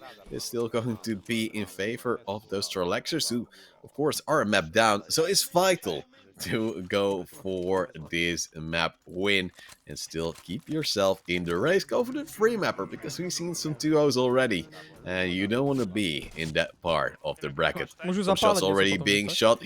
We're going to see in towards one of those T-side players, their streams. Of course, a little bit of a longer delay, hoping that there won't be that stream snipe action to come in. Jangala, of course, now falling, and here we do see the end of this previous round. Trollexik was able to get that last frag for himself and that 5th round. Some beautiful stuff coming in. Indeed, terrorist dominance, Doctor dominance, and well, some people might be asking Doctor Who, but no, it's just Doctor, and not much more than that. 5-0 so far, and that means that they are leading strong. And Frigo right now opens it up very well. A strong start once again by the Doctor team to show themselves from their best side, and right now just continue this. See the smoke coming in right here from Trollexik, going slightly blind because he didn't really see much via that smoke. But they have a 5-0 lead. He's going for some mid-pressure solo as he's expecting his smoke to have landed. Bakula was able to go through that mid-smoke. They threw themselves on the CT side, but it's a 3-on-3 situation.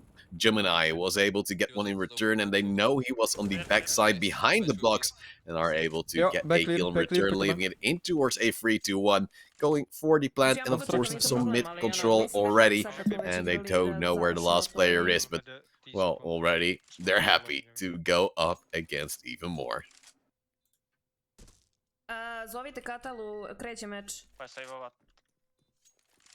Did you just say crazy match? Because then that's all I heard, but I think I'm probably wrong.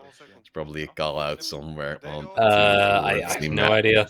I mean, you know, the call out names are also not always the most reliable, because you just have, like, everyone thinks up their own call outs and their own names for places, right? I think, well, I've not noticed this so much in CSGO, but I have noticed this whilst playing Tarkov, actually. I don't know if you, well, you know the game, right? Yeah. But yeah, you know, you start getting your own names for places and such. And whatever you see, you call it in your own fashion. Yeah, you know, and it's almost like how everyone builds up their own little dialect, and everyone makes it into something a little bit of their own. Let's see if the T's continue making this something of their own. Trollexers, though, having a hard time. Well, the Doctor team actually biting off and biting back, I should say. They start very strong with that A-long push, but will they continue this? Django also succeeding. Gets the frag, but Frigo turns it back somewhat. Still, though, Trollexers with a 2-man disadvantage. Make that a 1-man, or well, make that a 3-man disadvantage. Frigo manages to pull things together somewhat. Turns it into a 1v2. Time still on his side. Could actually be coming in with the ace clutch. Has to bait enough with the bomb plant. Of course, knows, oh, they could be coming from anywhere. Molly in hand, but sadly, yep. Timing is always I called that at the same time as Trollexik. Timing! Yep. But RJ, I have a riddle for you, which is oh boy, okay. Which is the most unethical team in this competition today? The most unethical team in this competition today? Yes. Nice, Thunder. Oh, yeah, you've got you. That's a good question. Well, doctors are quite ethical, so it's not that, is it? Rotate A. No, you were close, but a doctor has taken an oath to do no harm. What are they doing now? They're shooting at their opponents. See? You were so close. You got me there, and I was so close. I was so convinced. and yet so terribly wrong. Yeah, But who I was knows? like, this one is easy. You were so close indeed, but you were so far off the mark, going the entirely different way. In the meantime, we have the opening kill with the Mac 10 of Thunder. To get that You're still one-player lead. Yeah, I'm just gonna stick to it. Try to you're go for sticking like to that one. you know me from the J.O. for you. We're going Yep. for the Thunder. And here we do see a good flash on towards Bakula, going for the chase, and that's a good kill as well from Trolexic.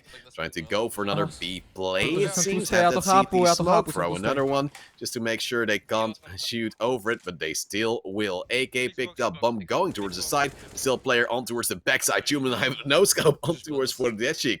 And now it's a 2v2. Still a player on towards mid, would possibly be able to at least call if there would be a play, and would most likely also have the cover on towards lower tunnels. But it does make that Trolexic is slightly on his lonesome here. Now knows that a single player at least has cross flashbangs coming in, has a flashbang himself, goes for the pop, but will be pushed in already, and then goes down. It says, oh no, things I don't understand. And a Galil comes in, it's a good spray from Frigo, but is the defuse being stuck? It seems like he's expecting it not to be, but is now doubting himself, going for the peak, and indeed the defuse was stuck, but he was just in time. Picks up the AWP again, and is now 7-1 for the Trolexers. Yep, and it seems like they come back a little bit. Trolex is showing dominance once more and continuing further. Only one round has been granted to the Doctors. They haven't done all that much harm, like he said. But I'd assume that... they would want to do that. Well, that was a word I understood, by the way. Sorry, which seems to be quite universal. Yep, by the sounds of things. Trolex is now pushing ahead. Smoke's popping off, and I think this is their best chance of getting the rounds as quickly as possible. The high-paced plays, but even that seems to go wrong sometimes, as I've already lost 2 team members. Make that 4, because only Frigo is left with his AWP. Every time I see Frigo's name, I have to think of refrigerator, because that's what we call a refrigerator in Flemish. Yeah. That's the first thing that came to my mind as well. It makes me a terrible person. But it's the way our brain works, RJ. That's a broken way, of course.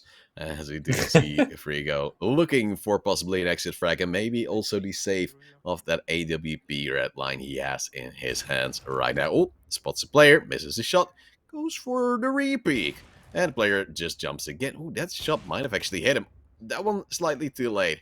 I've done with my calculations. There's actually 2 players there. One is baiting for the other, and he's missing every single one of them. Again, baited out and will be picked up by Gemini. And that is the 2nd round now for the Doctors, who are, let's not forget, a map up already. But let's take a look at a different game of this round of 16 as well. In this Trovo Titans CSGO 5v5 Cup, it is ALG team taking on, of course, their opponents. It is now 11-1 for that T side of Mitra Brate, who have won the first map. So this is what I told you about. This is the momentum game that's working out for the Mitra Brate side. Indeed, and makes things look like, well, they could be finishing stuff off rather quickly, with how they can get onto a site and how their opponents are having a considerably harder time. AG team not quite being able to stick things together, really, whereas Mitra Brate are just getting the chance to reign supreme.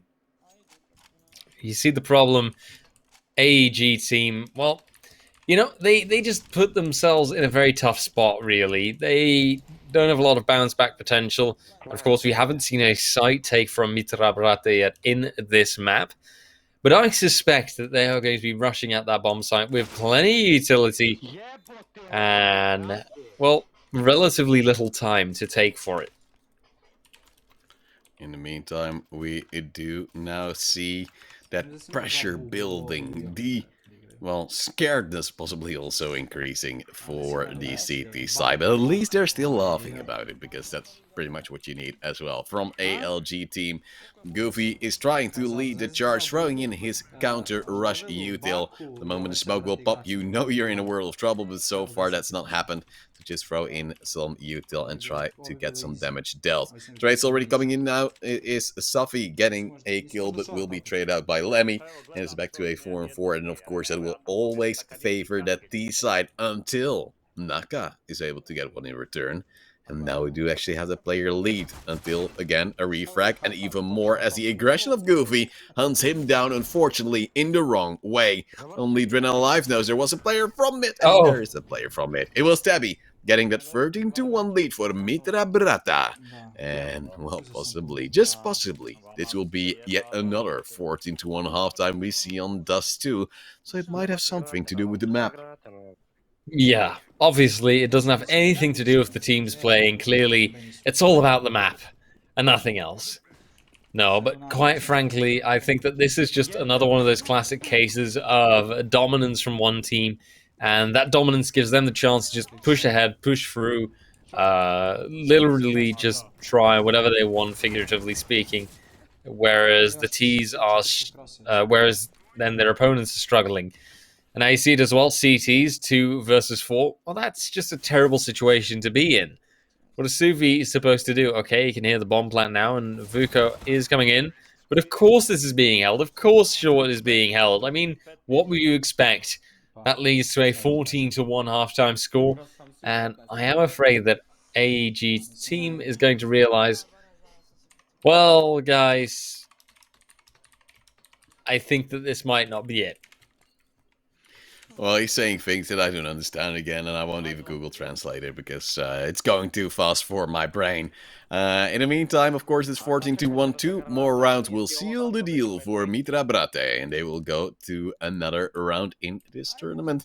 They're actually scared on the D side that there might be a push coming, which is quite logical, as Lemmy now takes 2 kills already. Rina, Fuko, they go down as well as Naka, and it's going to be Goofy possibly going for a play from the lower tunnels, having his nice in hand. Now his Glock pushing, but seeing 2 players, and Lemmy getting a triple in towards this round. Match point here for Mitra Brate, and this is just that single round that splits them from getting in towards that quarterfinal. It's one round that decides everything, and, well, you know, you can call me a negative Nancy, but I'm quite afraid that this round won't be the one where they change their act and go for the reverse overtime sweep. What they decide to do is go for that B rush, and I think we all know how this is going to end. It's time to move on to the next game and see how that will all pan out over there. A far more closer affair by the looks of things, and Rima playing, obviously, for, well, none other than right now Punoglavci, Biz, Asu, and then also getting a 6th round in. Makes for a tie. So far, Remnant against Pugnoglavci has been relatively close, but now we're looking, of course, with that Remnant side, who have won, I believe, that first map. Looking for a 2-0 shutout, but as said before, this series might go into toward that third map, as well as Ekelinho, both with the Deagle and the AWP, is just a force to be reckoned with, and they're trying to now get a refrag in for themselves, but it's gonna be quite a hefty charge. It's going to be Rema looking, of course, via those smokes, hoping to see if he'll just see a head pop out just above, but so far it seems unable to do so. I can already just imagine him thinking, you know, oh, come on, just show yourself.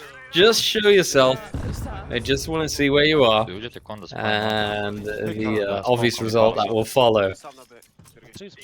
Teammate is ready at Palace, but oh, window, that's a position you have to keep in mind, and indeed makes it difficult. One man down on the Remnant side, whereas Punoglavci, Bez, Osu are having a bit of a better time, but it doesn't mean everything. CSGO, RB can make the difference, he can get the frag. And in the end, it is STF who does it instead. Well, in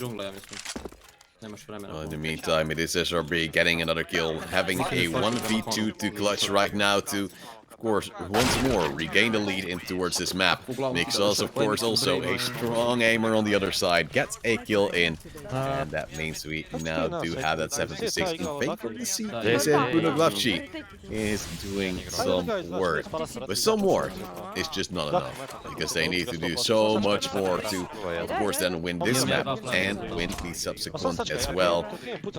RJ, are you giving them a chance if they do win this map, or do you think that Ivonika and the team will be able to come back?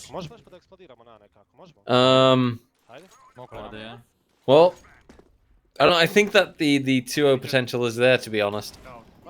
It will all kind of depend on how, you know, this first half is going to end. And from there on out, we can start extrapolating and thinking about things. But right now, I mean, I'm leaning towards Budoglavci actually getting potentially that first half win and dominance, really get that 9-6 scoreline in and just build up from there on out, you know. Obviously, though, that doesn't change the fact that they still have quite some work to do in that second half. In the meantime, THP still left here on Stefan, who is trying to rush in towards the B side. Has one player at force who was able to be tagged up but not actually killed. Remout will get that frag in the end, though, with Ivonika also stepping up, as we would expect. It's going to be Ekelinho with 1 kill in return, making it at 3-on-3, as there was that open kill for that CT side. Resmoke on towards short, deep plant being on the standard position, but they don't have any pressure on towards apps themselves from this T side, so that might be the weak spot of their defense. And you see Stefa actually expecting that as well to be that weak spot. Some resmokes coming in, which is vital to keep those CTs at bay for now, and they're still wondering, where will they come from? Well, most likely market doorway, and that will be a first frag for SRB. Second one as well. They know where Sima is. He's moved out of the window, and now it's a 1v1 as the teammates have died, and Sima going for a defuse will turn it in towards the 8-7. Stefan just holding on, waiting, and knowing that he wasn't spotted before. Indeed, and your patience can mean everything in those kind of rounds. Right now, we are dipping back towards the scoreboard to have a quick look-see at how things might have changed by now. Mitra, Brate, Realburger, Novker are the 3 teams so far that have secured a spot for the quarterfinals due to a very strong 2-0 performance. As we can see, some of these are still in progress, and I do suspect that we will be seeing some other 2-0s popping up later tonight.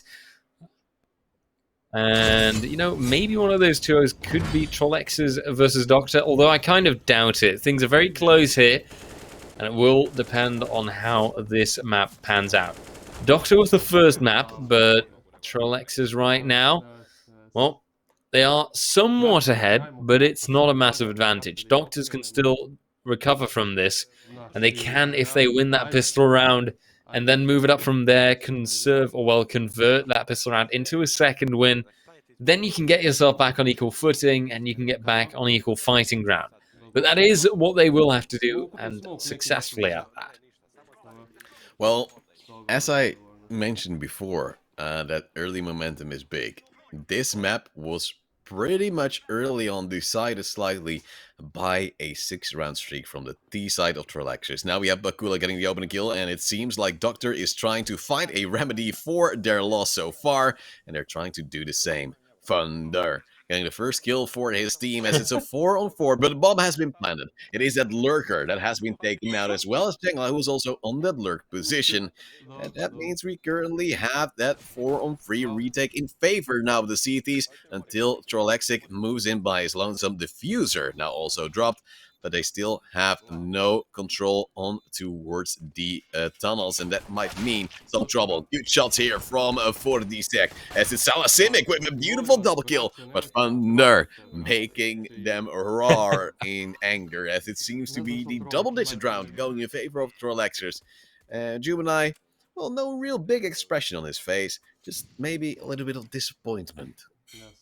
Cold and calculated, clearly. He just plays to win, and he's just waiting for the rest of his team to catch up. We can see that he is also top fragging, and perhaps that should be an indicator, you know? Perhaps that should be an indicator that He is the man who can bring it all home for the team, but he is fair in his expectations and does expect his teammates to also show up for it then. Gets the first frag and altogether manages to claim the B site, safe for the window position, which is a little bit scary. But now he commits to that bomb plant, gets it down. The molly covers up a potential CT push. Yeah. I guess he rushed through the Molotov? That's the only theory that I can think of, because tunnels was cleared, and I assume that they cleared car, right? It must be a player moving via that molly just to possibly get a little bit of a peek on towards the player that planted, but it still was quite late. So for the Chick trying to go for that hero play this time, not working out. Also Lurker Jengla is trying to move in the back for those T-side players. And with, of course, economy still being in a low point, it is vital that the players move out from Doctor as Fika. Wow, is saying, I'll just give you a love tap, buddy, right here. You'll just need to heal up in the next round. It's going to be 10-7. So nothing lost just yet. Doctor still able to possibly get that 2-0. And an interesting now upgrade on towards the AK rather than the Galil, just to make sure they have the best weaponry going forward in towards this round. And that's something you just know, RJ. Doctors, they do have money, and they'll just go for yet another B rush, something they've done quite a few times already on towards this half. And if the trades do work out this way, it seems like it's a working practice. I mean, you know, why try and fix something that's not broken? Clearly, they just go for the tried and true solution. If Jangler and Gemini can both really continue popping off, then maybe that's all they need. Although that mid-peak there was a little bit scary. The flashes took away a lot of vision, but it seems like no people died from it, at least not immediately. It's Verdi or Vordisek who can actually get his own frag in, but right now Doctor should have this round anyway because that bomb is already going to explode. Oh, that was tense for a moment. Babacula gets the frag, and in the end he does lose his life in return. 10-8 now. Trolex still standing ahead, but the margin is getting thinner and thinner, slimmer and slimmer. And maybe, just maybe, Doctor has found the power within themselves on the T side, no less, to continue and to actually try and make this a 2-0. In the meantime, we do have, of course, that 2-round deficit still for Doctor. As this time they're going for a slow B approach. They have a favorite side, but they treat her nicely and in different ways, as they now do see fit. AWP trying to get an angle in, no player from the backside, and just trying to sneak up. Most likely someone close here on the box to the right, as there was in the previous round, otherwise there will just be in card. No, they're actually stacking somewhere else. This might mean that mid was pushed out on towards tunnel, so a quick flank might be in play for the CT side. So far though, no pressure coming in, no tunnels pressure as well from Doctor, so they should know. But Jangala still in the lurk, getting a kill, and so does the rest of the team. Interesting to think that, of course, Doctor has played B every round of the T side so far, and there's no player holding up B, not even to get a little bit of intel. Yeah, you know, that's overrated, isn't it? I mean, come on. Why would you stick to the side or stick to holding it off? Why would you play safe when you can just run right away? No time left though for that defuse. Should be getting the 10-9 appearing. And indeed, there it is. Doctor getting another round in and only one removed from that 10-10 scoreline. The legendary scoreline. The one where you know that anything is still possible. And the one that Team Doctor is undoubtedly hoping for. Anything can happen as long as you believe, RJ. And Jumanai Always. is a very smart player, because he's not just got the AK, he's got a Tech 9 to boot as well. Opening kill for Tangela. There will be a frag coming in from Thunder, but that's going to be most likely a B player, also opting to go towards mid. With the AWP now falling, bomb will be planted. They need to cover it off though, because they know Thunder is close by with that silenced M4, possibly the SG if he decided to go for upgrade. But with, yet again, a brute force on towards the side, there's still so much anti-push util coming in. There's those Molotovs, there's smokes, flashbangs, frag grenades, even here for Salasimic, as you see. That's a good way to stall your opponents and deal the damage necessary to make this round easier. Bakuba getting a kill on towards Rave. And, well, it seems like Trollexers is now indeed losing their lead entirely. AWP possibly saved up here by Flixo as Afrika Wow as he is going for that aggressive play, and yeah, even more damage being dealt. Doctor getting the 10th round, surviving with 3 players, key for their economy. Most certainly, and they find themselves on a turning point now where they are 10-10. And it could become that 2-0 if they just continue this now, if they continue being this strong and show the enemies that they're the ones who are really going to get trolled. But have to see it and then believe it at first because, well, sure, hoping for it is nice and thinking it is okay too. But in practice, you need to actually get it done first, and then, you know, you actually have it. You have it in your hands, and if they keep getting the frags like this, who knows? Maybe it will just happen. Already 2-man down on the CT side. Make that 1-man left. Because now the bomb has been picked up, or the bomb has been planted, and they can move back. Isn't even necessary anymore. Doctor seemingly deciding to clean out the map with surgical efficiency right now. Sometimes you just need to, RJ. And in the meantime, it's Trolexic who says, please, just don't die, man. Even though Jangla just means to give compliments to his opponent. And he's complimenting himself, possibly, at this moment in time, as it's going to be quite a decent run on towards the rest of this half. And RJ, have they even gone towards a single round so far? Because they're once more just trying to force their way in towards the B side. For the Desik is close, is on that backside, was on that backside. The AWP of Frigo and Rave as well are able to counteract some plays, however. And it's Bakula with the AWP hoping to bring it back. The Molotov will block the pathway in towards the door, picking up the AK and the bomb as well. With now also Fika Wow still on low HP, hoping to do something. But they still have util. There was a player actually moving through. Did you not see the barrel? I think he did not. And the player did decide to back off, which could have been huge. But now we have a little bit of a bunch. It's going to be Rave with 1 kill, and then Trolexic with the no-scope. And that means it's back to 11-11. Look at the money from the T side. They have tons. So they will be able to rebuy in full. No problem whatsoever. Some players have more money, some have less. It's just like real life.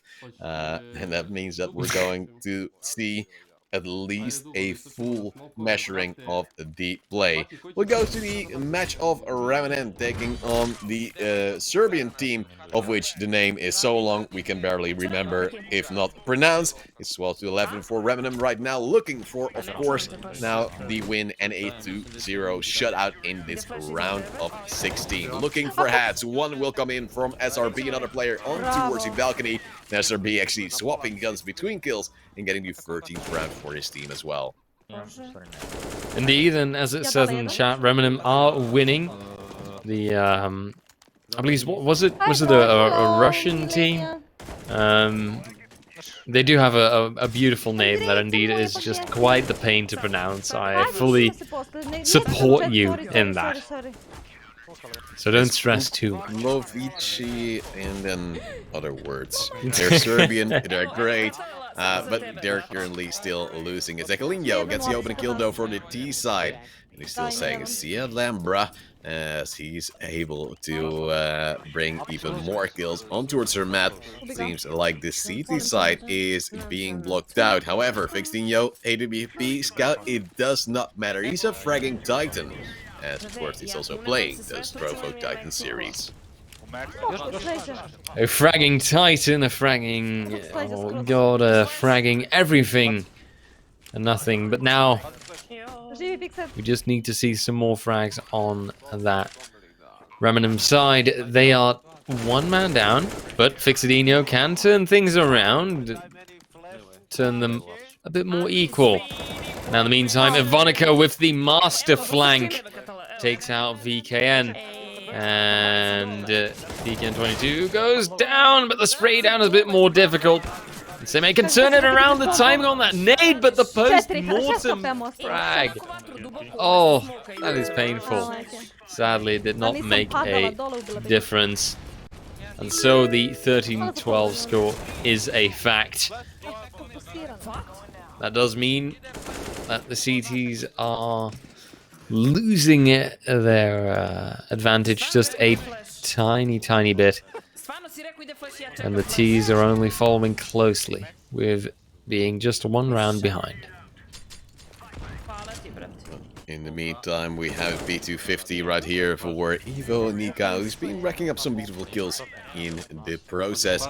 Yet with this eco, you know, the score might be equalized. They see flashes, they might expect it to be B, and especially with the smoked, you have a very good guess. STF gets one frag, will be traded out. Akelinho and Mixos both getting one in their favor. And as the frags go via or through the smoke as well, it seems to be the 13-13, which is unable. And Ivonica, not happy about this round. Not sure what she says, but it sounded slightly invigorated. Indeed, it sounded frustrated. Really like she is not a very happy lady right now. So let's hope that she feels a little bit better once this map is eventually done. I suppose that will also depend on how it goes. 13-13. Things are all going to be decided in the very few final rounds to show us how it's going to go. Because either, well, 3 rounds get won by one of the opponents now, or otherwise we will most likely be looking at overtime. Well, in the meantime, it's going to be quite difficult because, well, you know, there will be a lack of utility, and there will be, of course, a lack of diffuse kits as well. But in the meantime, it's just going to be hoping and feeling the pressure from the opponents. It's going to be the T-sides, of course, trying to open things up, going for a play-in. So far, A-side has worked, so it wouldn't be too weird if they have that A-side play in their books again. It's going to be Remat with the first frag, and one player already spotted out on towards that B-side. Damage being dealt on towards Ivonica. And so far, no deaths on that CT side, but a lot of damage already being done. That's a lot of damage indeed. And it looks like the CT side has now suffered 1 death. Bomb plant has come through by the looks of things. Or by the sounds of things, I should say. We remain in our 4v4 situation. And right now, it could be anyone's game. Things are very tense, and gradually on, it's starting to look like there is somewhat of a favor, but no, 1v3 means that we should be seeing a defuse soon enough. Oh, well, you never know, RJ. It's can always change around in Counter-Strike, even in a deficit, but as Remat gets a good frag on towards Simic, they're just going to upgrade their rifles in towards those AKs, and it will be that 14-13 in favor of Reminem. We'll have, of course, that 1 map advantage already. Just need 2 more rounds, unless it goes to overtime. That's just my small disclaimer. And then they'll have it done. Indeed, it can go either way. Reminem right now, they are dominating, but they are holding on by a fickle thread. It looks like, well, it could be 2 more rounds to decide everything in this particular match. But we'll see. It's gradually on. A bit of a short push comes through, but not much more comes from it. VKN, in the meantime, does get one frag, takes out one player on the CT side, but it's turnaround once again. Trades to and fro, but 2 versus 4 ends up in the CT side disadvantage. Oh, that flash is good to deny vision, and also good to stop the bomb plant from actually being denied. Comes through now, but sadly for Reminem, they've just lost another round. Scores are tied, 14-14. Right now, honestly, it can go all sorts of ways. Well, it's 14-14, so anything can happen. But likely it's going to be a round for the T side because they have that financial and round momentum for themselves. In the meantime, Ivunika's biggest fan is feeling the pressure. His legs seemingly relaxed, yet they aren't. Ivunika at least has absolute control. I believe she hears players in towards ramp, so it's vital she keeps position play here, possibly goes slightly deeper. But of course you don't want to be too deep, because then you can't really put pressure on players if they push towards Tetris, which is your key position to contest. 14-14, 1 minute 10 left on the clock. The execute might come soon, because so far there hasn't been an opening kill, so that means there's also maybe a little bit of lack of commitment on other parts of the map. So far it's just a little bit of a waiting game. And no pressure, no kills, just slight damage, and then, oh my god, the timing for Ivunика, it hurts a lot. And with Fixinho getting one in return, he still loses yet another teammate, and they have to make their way back towards the A side.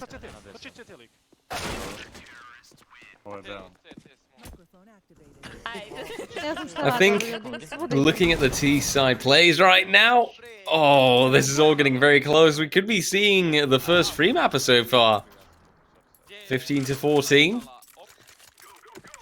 But maybe, just maybe, it could also be the first overtime.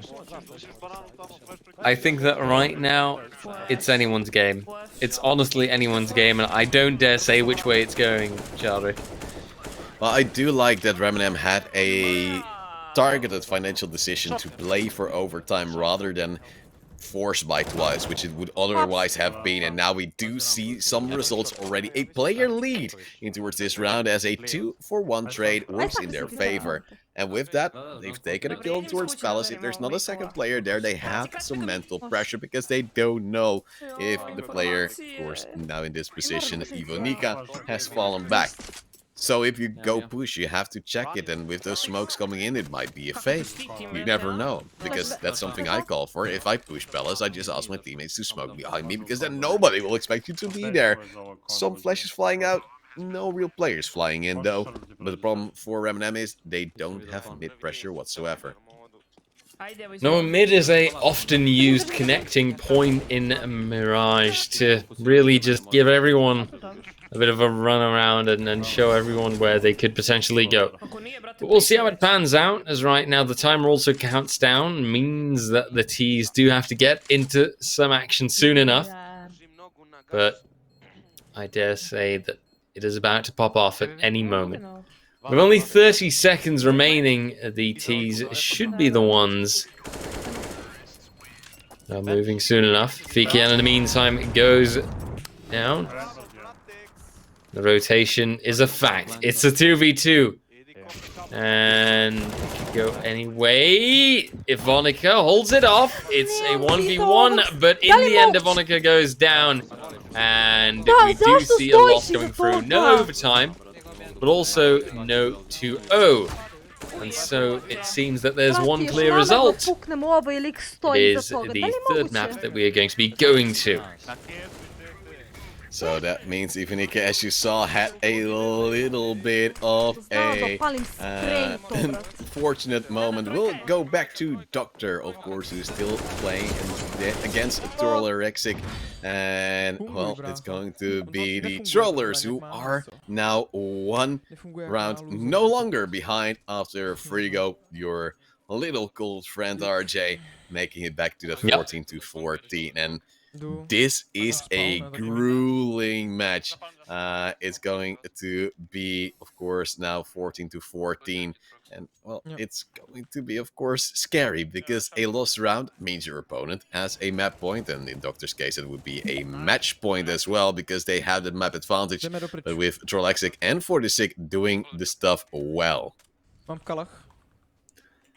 Yep, and doing stuff well. That is pretty much the key of this entire situation. It's all very tense, and it is a massive disadvantage for the T side. 2 people down, 3 left alive versus an entire team of 5. And I do understand some aggressiveness now as that long peak is coming through, but still, at the same time, there's hesitation. Because obviously they know that the players shouldn't be getting too much room, but now they might have gotten just that. As a matter of fact, they've actually turned it around. It's 2v3 now, and Doctor is seemingly fighting back well enough to end up winning this thing. Well, so far they now have to retake this B side, which of course should be hard because it's so cluttered as well. It's going to be, of course, our streamer to move in, but he'll go down, leaving only Rave alive. And he's now thinking, oh no, it's a 1v3. I'll have to go for the save. And they're calling for the timeout. Oh, you can't have a timeout. Oh, dearie me. And now we do see the chase as well from Jengala, who has been such an aggressive player as well. Is 15-14. Doctor now has a map match and series point here to go in towards that quarterfinal. And you see some slight tilt on that streamer's face. Trollexic is not happy about this situation. He was hoping to ease his way in towards the next portion of this series. It's not working out. You have Gemini from the Doctors, who is that legendary player. He's been doing really well. And, well, I'm curious to see, RJ. Will they go for yet another B round? If there's anything that you should try and rely on, I think it is the age-old B rush.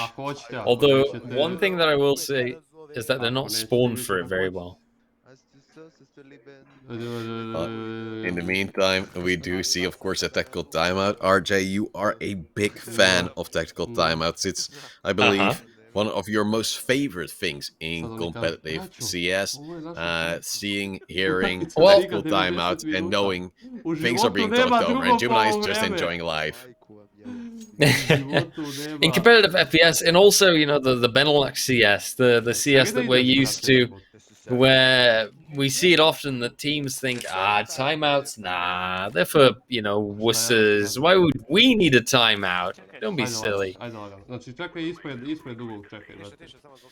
in the meantime, it seems like Gemini is saying, oh, I have a great strat, I'll just go towards B. Rest of the team not following, but the fake is easily solved if you just go B pretty much every round. Counter flashes coming in from the other side of the relaxers, and just some flashes coming in for a little bit of an aggressive peek here from Gemini. He'll be tagged up. Fake, I would say, not greatly sold, but they're moving in onto Rislong. They've spotted a player there, and they have to hunt him down soon. Salah Simic will get it. And now, for the short rotate, Gemini has a key position to hold of those CT players. It is a 5v4, and as long as he can stand his ground here, and the rest of the team is opening up kills on that A side, it seems to be doable. But for some reason, they've left long slightly and are going for a short approach, trying to pincer on towards that side, and that means a slight trade, but that's still in favor of the Doctor's side. But then the bomb gets dropped by an AWP on towards the A side. It is Frigo who's doing some great stuff already, but he goes down to Bakula as well. It's going to be Bakula peeking in, and a 16-14 means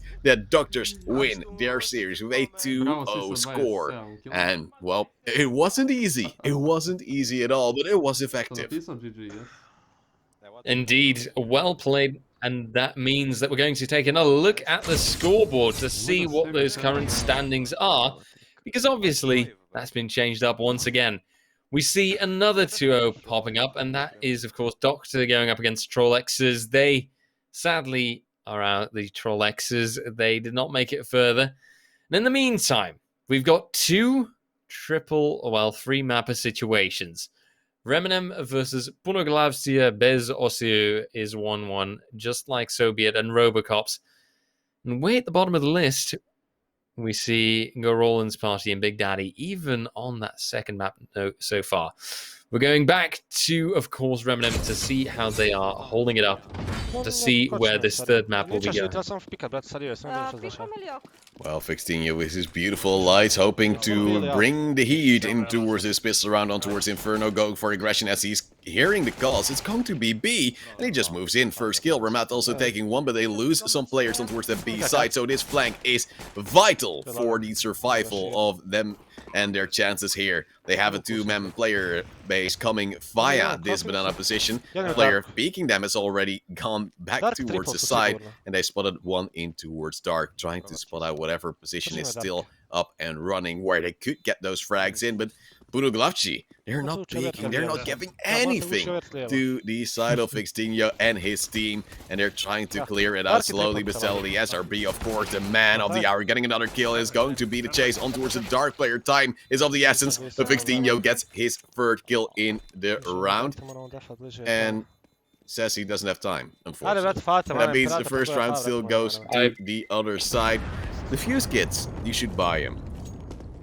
But did he really not have time anymore? I guess, well, I assume, you know, well, assuming that he's a professional. It feels short, but yeah, but you've also got the warning music as well, and that's what I always use as an indicator to know, okay, if I'm going to defuse, I have to have a kit. If I don't have a kit, I can dip. Don't you have that turned on? No, I don't.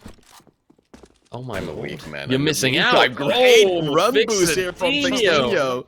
Yep, not missing out at all. As a matter of fact, hitting spot on.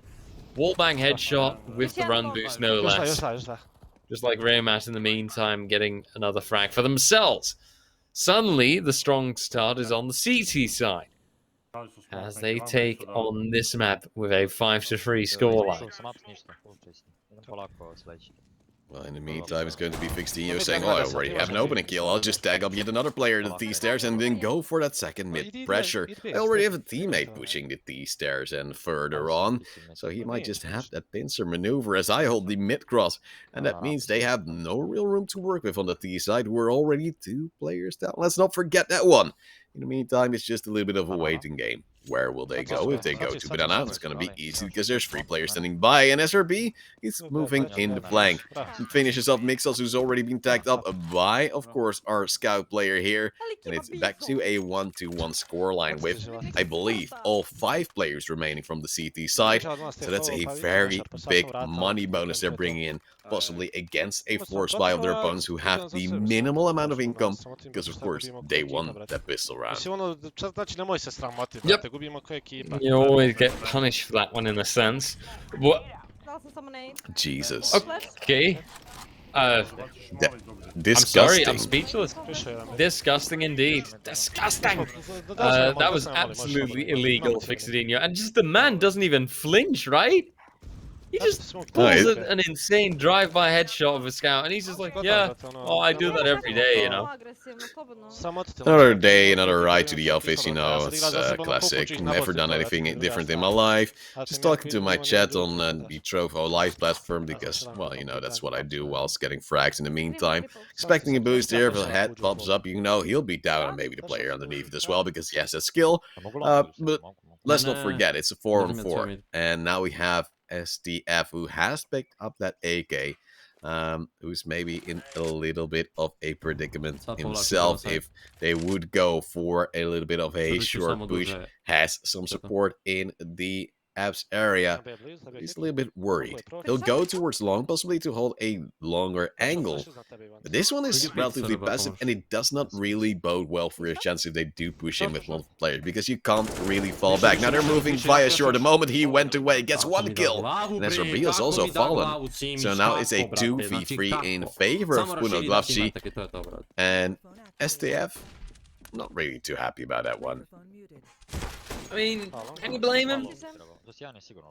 I do know one person that's happy. Must be Fixtinho with a beautiful scout headshot, one after another. And now trying to finish it off with what I believe is either a P250 or a... It's a P2K. P2K indeed, yeah. That's less good, but you know, whatever works for him. I won't He had judge. a 1 HP. Simic had a 1 HP after that excruciating P2K spray. Very unfortunate there, but it still means that it's going to be the 2-1 lead forced by Mania in towards this map so far. As of course, we'll see a force buy from Reminem as well as they're running past with their M4s. FAMAS trying to get some intel in for themselves, expecting their opponents not to have the financial means to buy an AWP. And it seems with that tertiary rotate that there might be a little bit of a hunch, there might be a B play coming in, but flashes on towards B will be, of course, also pressuring STF to fall back, possibly also having to deal with that short pressure.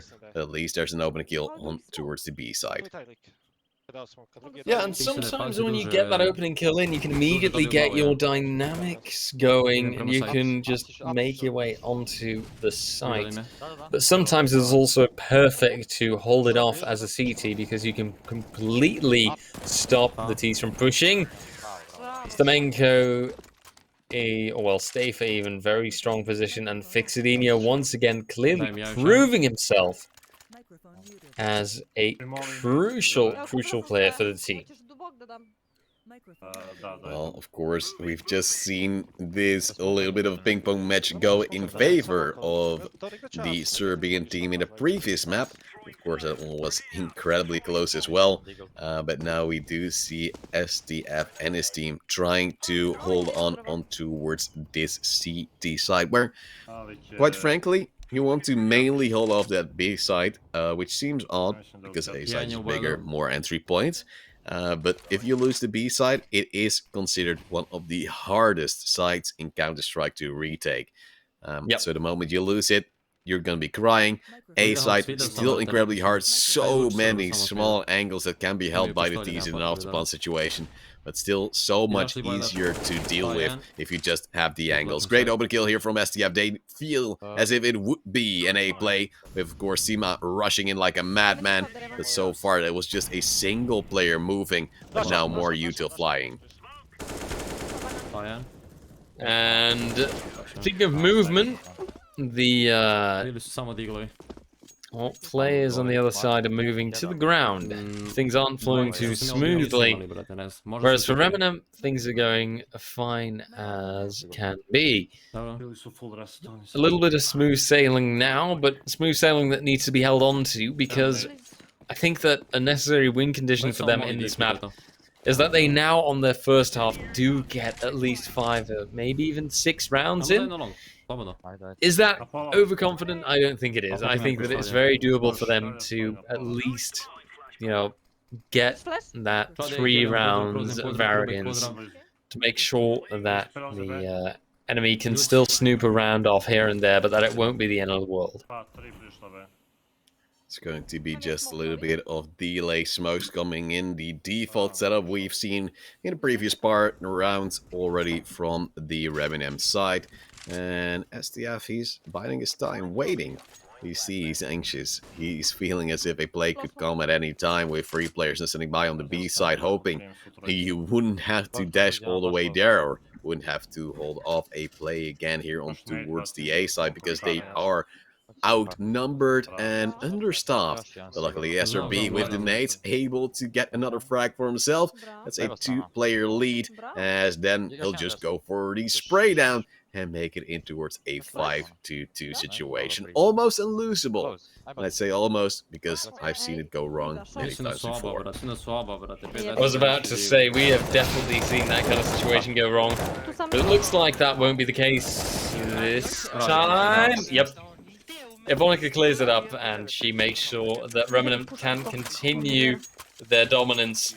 And right now, they've at least got a clean 2-round advantage to work with. Sometimes that's all you know, right? You just need a little bit of margin to keep, a little bit of margin to, well, just hold on to, really. Because otherwise you're going to see, okay, you're constantly playing for those 1, maybe 2 rounds, and it just gives you a ton of stress, I would think. Ivonica opens it up strongly again after one of their teammates Two of our teammates even were killed. Now the turnaround comes through, and this turnaround is supposed to do a lot.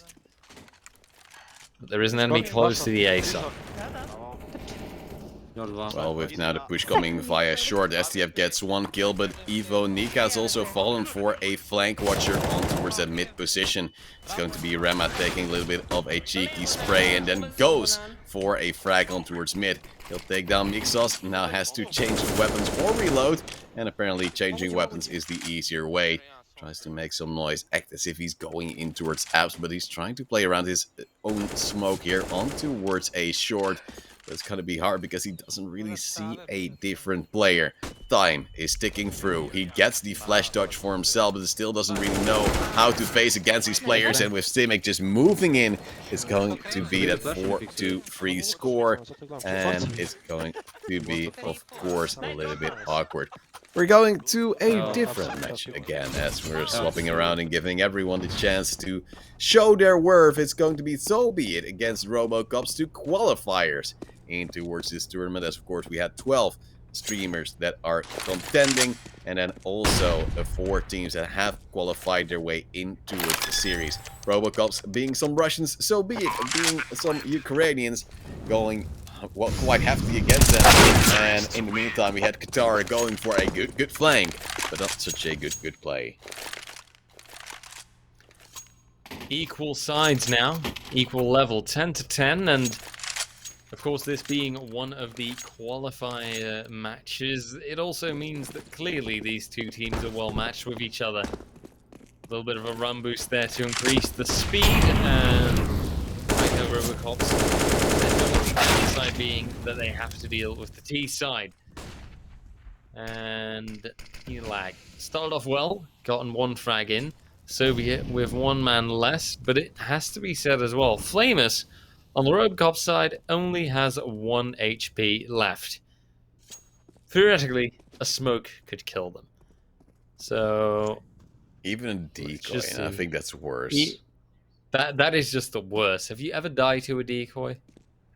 Don't think so. I've died to flashes, but not to decoys. I've also died to frag grenades, oddly enough. In the meantime, Qatar is standing by on towards the B side, gets a good shot on towards HK as well. But the problem is, Loisa will be there to also be an anchor for his team. One plan going down in this 3 versus 3 situation. Both teams having a lower HP player, but now with Loisa going down, it's going to be the player advantage for the RoboCops. Don't forget, this is also a decider map, 1v1 and 10-10 in score. It's gonna be hard, but with Flamus moving in with the USP, it's going to be him and Black getting those frags, and of course then the defuse, 1 HP and literally a dream.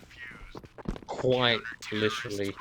RoboCops take another round for themselves, and with 3 people recovered, AWP in hands, 2 AKs, I would say that that end result is definitely not too shabby. Not a lot to rebuy, whereas Soviet is, well, now completely digging into their pockets, but you can still see that the things are a little bit lackluster. I miss utility in the hands of Junu or Aloysa, and all in all, well, I estimate the chances of RoboCops ever so slightly higher. Meantime, we have the AK standing by of Black, trying to get a kill with Waschek, but not really correctly. Loisa, however, with a refrag, but Flamus also getting a double. There's still a player on towards the balcony, but with Gaichka, he's taking the frag. There's 2 players on low HP, and maybe some utility to finish them off. It is RoboCops looking for more frags, and the MP9 is bringing the heat, with only a Del Panaik who is standing by. Of course, not the legendary Delpan, as a name has been given on towards this map as well. Tagged up by the Molly, just looks at it. Not really the way to extinguish fire, I can tell you that, despite not being a fireman. And now we have Anchor just doing some juicy jump peeks. So I'll just flash in as if I'm pushing, and Delpan gets flashed into the smithereens. Flashed into smithereens and no vision left in the slightest, all blown to bits. Parry probably running into an engagement here, and I'm afraid that Delta will lose their life there, and indeed they do. RoboCops continue, 12th round now, and they are building up their own advantage. Perhaps, who knows, this is their, well, their final song, you know, their finisher, their cherry on top. It will depend on how well do you they like play. cherries?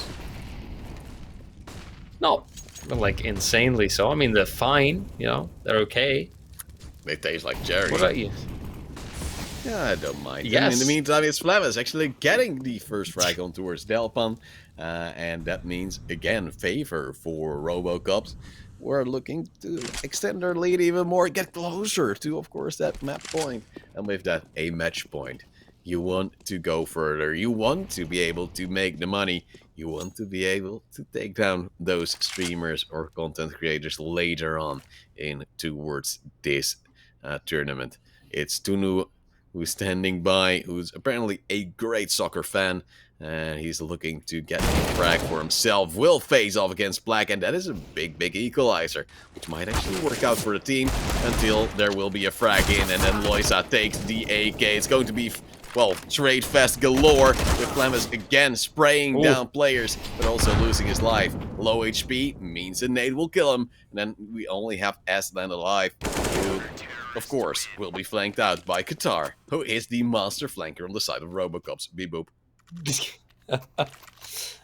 It definitely looks like it, but we've seen some fun flanks in the entirety of the matches so far, really, and it just highlights how vital that player is at times, because if you don't have someone that can flank around, you'll see these occasional gaps, or well, these occasional problems whenever your enemies are attacking that you don't quite know how to hold them off, and a flanker is great for that, because right at the time that your enemy has no idea whatsoever that someone is going to come, or when your enemy is going fully ham on you, you will be very grateful with that flanker. Yep, that nade was solid too. It looks like, so be it, their entire side push is quite solid. Aslan holds it off a little while longer, just, you know, making it his home, claiming the B site for what it is. Now Anchor, manages to catch someone in the molly. Flamus also takes a frag, but Delphin, it continues. Anchor, that no scope was insane. Now presented with the pistol, sees the head, tapped, boom. This 1v1. Oh, this is clean. He's sticking it. He's sticking it because, of course, he made the scope sound. Oh my lord, Anchor. What a absolute hero. My lord. That was just... That no-scope did everything there.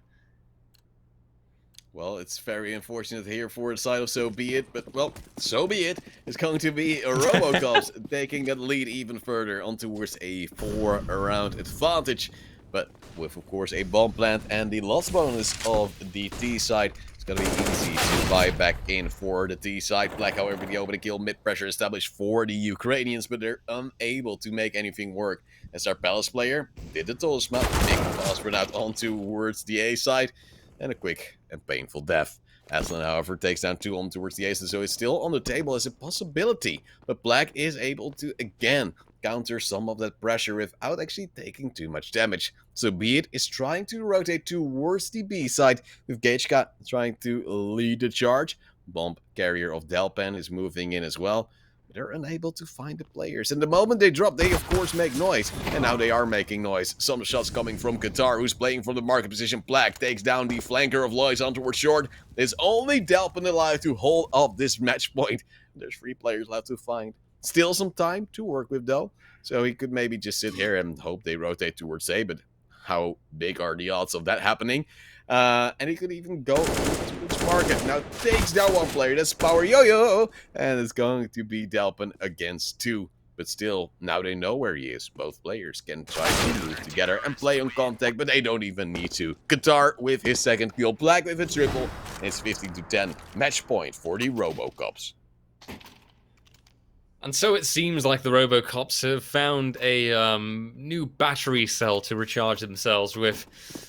The buy on the So Be It side is actually better than I'd expected. Their loss bonus, of course, has mounted up quite a bit, which leads to them being able to buy rifles and armor pretty fine. But it's just the utility where it lacks a little bit. And Flamers does anything but lack, as he takes a delightful double kill. The molly won't hit him, I believe, because it's just a tad too deep. And Flamus manages to escape with his life. Although, of course, you would expect from a guy called Flamus that, well, he would be resistant to flames, right? Or is that my weird way of thinking? Gage actually going down to Flamus as well. Triple kill despite being on such low HP. Guitar with a follow-up as well, leaving only 2 new alive. It's going to be 16-10 in favor of the Robocops, and the Russians will get through the round of 16 despite it being a triple mapper. 10-4 at this time in the map, now in favor of Ivonika and the rest of Reminem, who are of course facing off against Putoglavshi, Bez Okiu, as SRB once more racking up some early kills, making sure they have the advantage going forward in towards that second half. Yep, and an 11-4 would be very, very good to work off. Looks like it's on the table, but Mike Sols decides to change the plans just a tad. Right now, players are moving around. They have to retake it. You said it yourself, you know, the B side is considered one of the hardest to retake. But maybe prove us wrong. They have a lot of utility on towards the Reminem side still, so they are able to make this work, but just simple refrag from SRB means they do get that retake in the end. Why would you use utility? It just gives away your position, RJ. It's 11-4, it's a very good halftime. Reminem, despite having a very close loss, 16-14 on the previous map, are able to bounce back in full. But then, if you don't win the pistol round, Ekalino and his team might be able to have some momentum going for themselves as well. Indeed, and I think, you know, that in its entirety, they all just need to get going right now. I think that Reminisce have strong potential to finish this off now, go for that 2-1 scoreline, and I believe that could even be one of the last of the round of 8 that we could be seeing so far. Stefan now starts off strong, gets a double as a matter of fact. A little bit of team damage, but that's okay. Goes for the triple, delayed, but not stopped just yet. And it's actually Fixadinho who has to try and hold it off.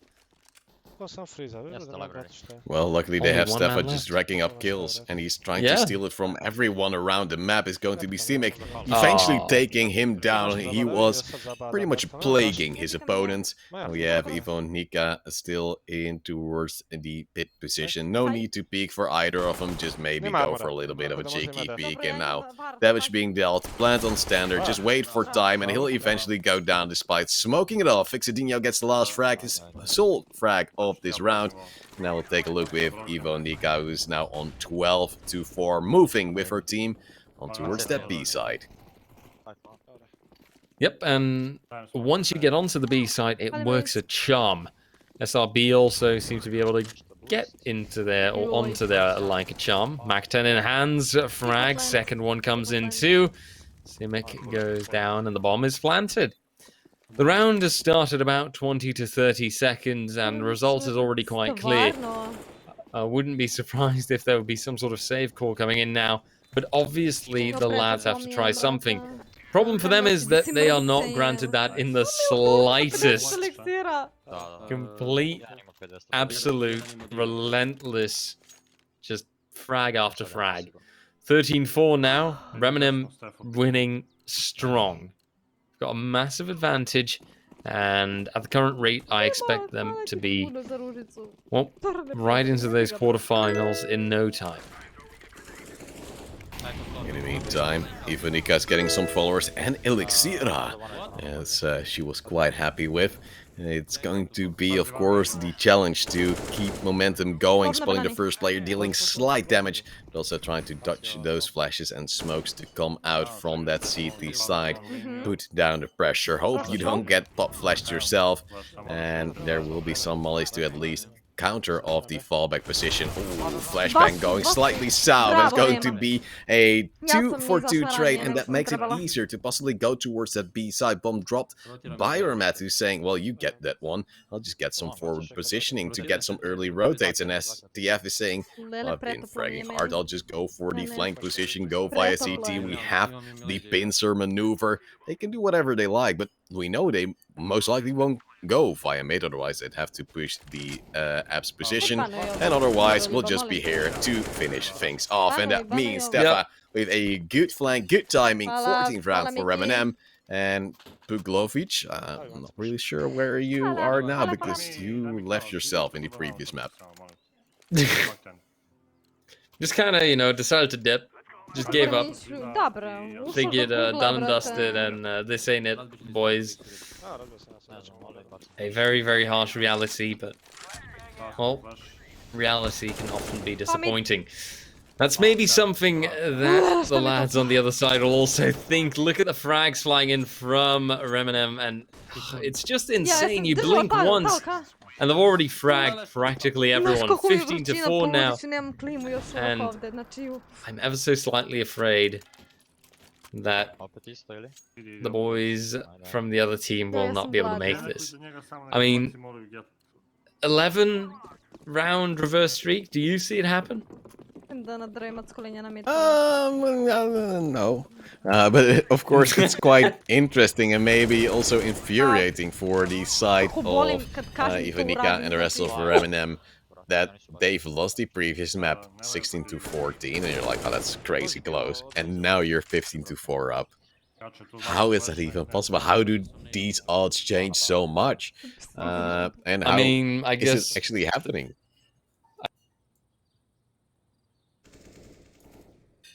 RJ, I've lost you. I think your mic fell out, as we do now have Ivanica and his team moving up. Oh, RJ, you're back. We're just trying to talk, and you're like, blip. Blip. But yeah, I do believe that turnaround is insane. And look at the amount of frags too. A triple kill, you blink once, and it just happened. Oh, one man standing. It's Seema. He has to win it all to extend the chance to maybe get them into overtime, but it does not quite look like it, to be honest. It is a very, very, very tough fight. 1v3. The T's do still have to plant the bomb. At least that's something. And that is going to get planted now. It's like they've got that down, and there we go.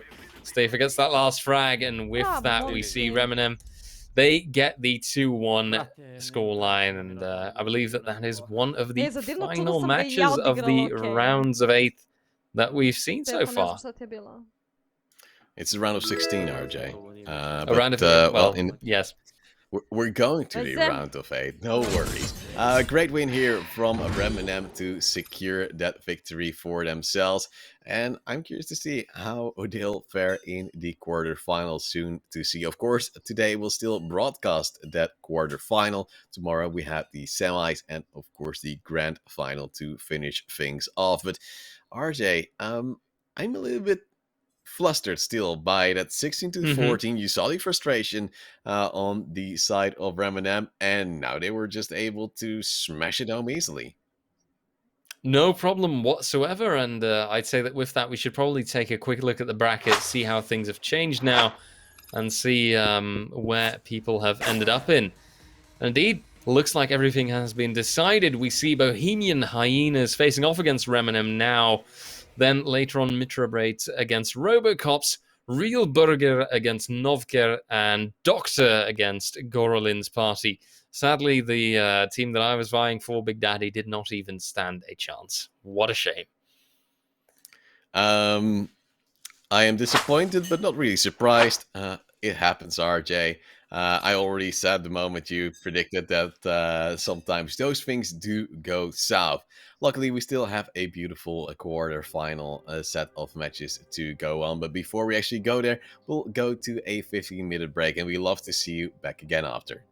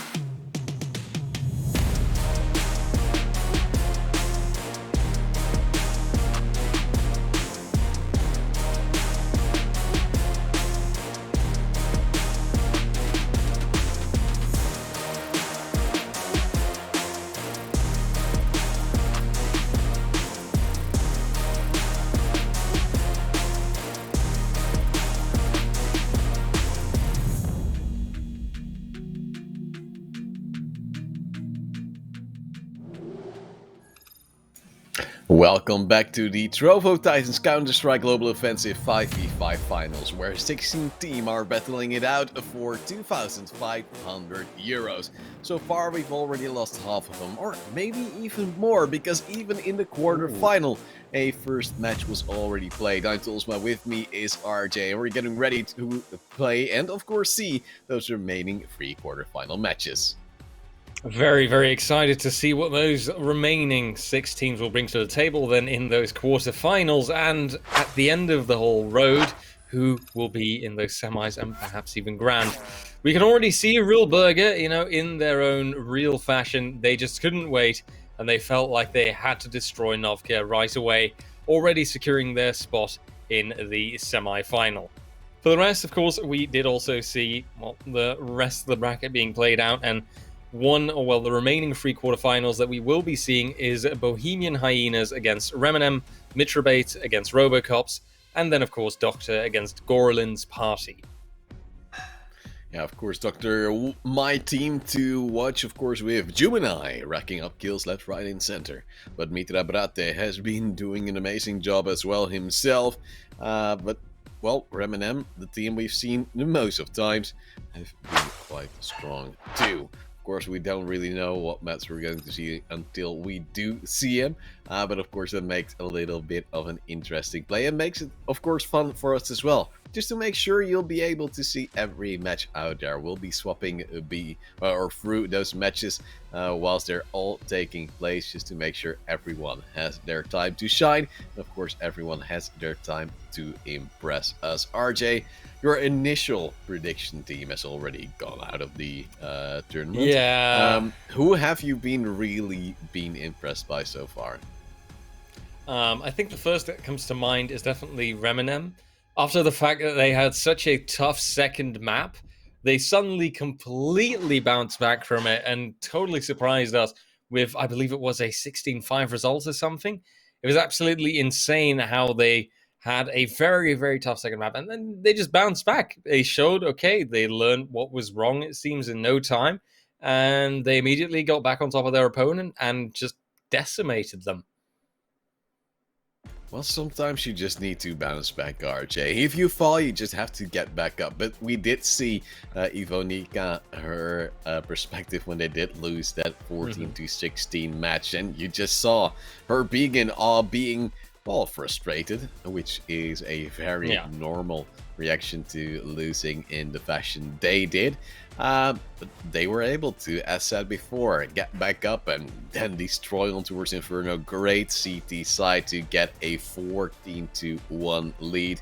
Then losing a few rounds, it happens, no big deal. And then on the T side, they were able to once more get that dominant phase in, and were able to close things out. RJ, they are one of my teams to watch, but then losing a map before destroying your opponent straight after, it also makes me a little bit worried, maybe. Oh, no, absolutely not. No cause for concern whatsoever. I'm very curious to see what they'll do, of course, against the Hungarian, I believe, Hyenas it was, or Himalayan Hyenas even. But honestly, I believe in them. I'm rooting for them, and they're my new team to watch. You've still got your Doctor, and I've still got my Reminem. Just found your Reminem, but maybe that will be your remedy to, of course, at least have some prediction right. Of course, it's still a long way to go. Today, we'll just finish off the quarterfinals. Tomorrow, of course, we'll be back at a 4:45 CEST once more to have those semifinals, and of course to boot the grand final again in a best-of-3 fashion to see we'll get the main prize, which is 900 euros, as well as 90 Titan points to boot, just to make sure that you might have a decent shot later on in the year to have some great prizes for yourself and the team. RJ, are you expecting any more to Osha's? Because we did see our good friends of Burgir getting a 2-0 against Novke. Are you thinking there might be even more to Osha's, or will we just see a lot of free mappers in this quarterfinal? I'm afraid it is possible. I think it's only in the semi and grand finals that the skill matchup is really fine-tuned. I believe that in the quarterfinals, there's still that potential for, you know, fights to be really close against each other, for it to be a situation wherein it's literally just, you know, a case of, oh yeah, easy peasy, you know, we can destroy this team. But in the next match, you know, they'll just absolutely have the fight of their lives. I think that in the quarterfinals, we're still going to see like at least 1 or 2 2-0s, maybe one really close match. And I've still got my Remina. And yeah, it looks like just found your Remnant, but yeah, maybe that will be your remedy to, of course, at least have some. We're flying right back into it, and I'm gonna do my best to ignore myself. Today we'll just finish off the quarter. Something that I've always had to learn to do. Back at a quarter to 5. It's really No! hard because we hear each other, and now we do see the knife round from Remnant against the Bohemian Professional to see who get the main prize, which is I wouldn't know how you'd be able to win a knife round points whilst hearing to make sure that you might have a decent shot later on in the year to be able to do so. Mirage is again a map we'll see. Of course, RJ, are you easily any more to pick up a map which you can bring to the table? And luckily we now go to Stepa, who is not a big fan of us, which we are happy about, because that makes us a little bit more feasible at casting. Yes. They'll stay on the CT side for, or at least they'll go to the CT side for Revenant's part, and maybe, just maybe, this will be just what we needed to see. As, well, of course, Stefa, in the previous pistol round on Inferno we saw, great success. Great success. Let's see now if you can continue that. The CT side always carrying a bit of an advantage within itself. You know, you can just wait, and he can just hold off this A side all on his own. And it does look like there's no immediate A ramp push. So, oh, never mind. Somewhat delayed, and his response says a lot, I think. Definitely 2 or 3 people, I think, probably pushing through A ramps now, judging by the amount of utility that flew through. But Fixedinho gets the first frag. Ditko goes down, and Samuel immediately fires back. Revenge, and we see one person digging into Shadow or Firebox, that was even, and another in Palace, but eventually the bomb has been planted, and we're left in a tense 2v3. Make that a 2v1. CSGO, SRB just completely destroys, as we're used to from him. SRB thinks, oh, smoke the bomb. Oh, wait, it's not on default. But luckily, he's able to go on and has some support from Evo Nika to eventually get that frag on towards the Palace player. He had to stick that defuse instantly because he didn't have a defuse kit. Time was running out, but this is a good first round in favor of Remnant. 1-0. Maybe to streak it to 3, maybe to streak it even further. It's, of course, going to be quite a battle still. It's going to be the MP9 in the hands of STF, trying to maybe flash in his supporting teammates on towards mid, but he now also encounters a flashbang. Yet then I'm always wondering, might it be your own flash which just didn't go as deep as you expected? It's, of course, now a B play, so Fixedinho and SRB, they're enjoying life. Oh, you know, it seems in no time, you know, that it's all done and dusted. Stefa didn't even get a chance for the slightest bit of action to pull below, because the moment he was only at middle, his team had already completely destroyed their opponents. I would say that that indicator might have just been a simple save call, and that now we'll be seeing them coming back with full riflery and some nice utility. Speaking of nice utility, look at Stefa standing in the fire, but also getting a wonderful grenade kill. Oh dear. Yeah, he's been tagged up by the Deagle through the smoke, 8 HP left remaining, and now you're banking on them not getting the kill, and then SRB says, I'll just smoke, or spray through the smoke, and then he goes down by that amazing Deagle once more, hitting shots, and now Stefa is saying, help, I need support on A, they might be coming out, but I'm not really sure, and that means they leave the B side open, and if there will be a B play coming in from the T's, he just messed them up entirely. In the meantime, he's gone up to balcony. There's 2 players actually in Palace, gets 1, but then will be turned upon by Samuel. But don't forget, there's still a lot of damage to be dealt and possibly a rotate to come through. Vixenia at least trying to go for those plays, but Ivonika just a little bit faster and maybe a little bit better. 3-0 for Ramunem. At least they were able to keep the streak going, but they've lost quite some money.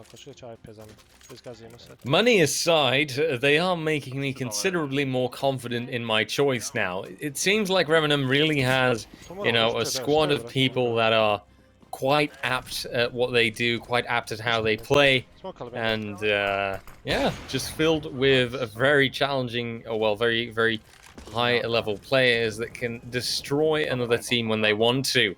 Case in point with how Fixidinho starts it off, but also players like, you know, Ivonika or CSGO SRB just now. I think that Ramunem might just be a grand final contender, looking at the way they play, actually. Ooh, they're even flashing each other in RJ. Is this the team of our dreams? Maybe. I'm seeing potential here. Well, in the meantime, is Fixtinho just using his util in full as well? They have that one player, never mind. They had a player advantage, but they've just lost it the moment I say it. Caster curse, baby. It's how it is. Smoke will dissipate. Fixtinho will look towards the under window position as he is considering a player's also moved in, so he's afraid of jungle as well. Figuring, I'll just play the long game from a different position that you might expect. Sees the booty, shoots the booty. That's the way people do it.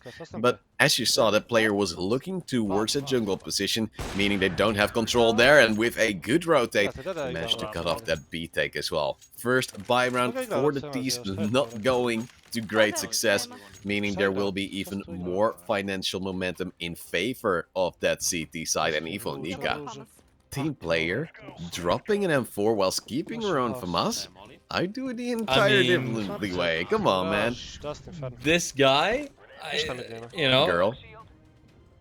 Oh, sorry. Yeah, right. My bad. I misheard. But you know, just that's the kind of team player that you want to have, right? Just, you know, sacrificing yourself. Personally, I do that too. When I just know, like, okay, I'm not the top fragger. You are here, have the M4, because I know that you'll do far greater things with it. Sometimes you just have to be able to admit that. Oh. In the meantime, the bomb will be planted. Fixtinho with a great peek on towards Batna, but will be put to bed himself. It is, of course, now an awkward situation with a player advantage for the T side, now having the bomb ticking away. I thought I saw a shadow on towards the triple stack, but I'm not too sure as SRB gets the first frag turn as well, coming on towards Heaven from Ramat, but I don't know where the other players are. Possibly one in CT. 5 bullets still in the magazine for Matt. SRB also out of ammo, having to go for a fight, which just doesn't work out, and that means time also running out. Ramat going for the save, hoping to possibly still get an exit frag, but he won't even try to face that one. It's going to be 4-1 Bohemian Hyenas. They're getting a vital round for themselves, staying alive with 2 players. Oh, okay, that was interesting. Yep, one late round terrorist that was deciding, oh no, I forgot something on the bomb site, hold on. Yeah, but in the end, the result is clear. 1 round for the T's, and, well, the T's playing at 2-T.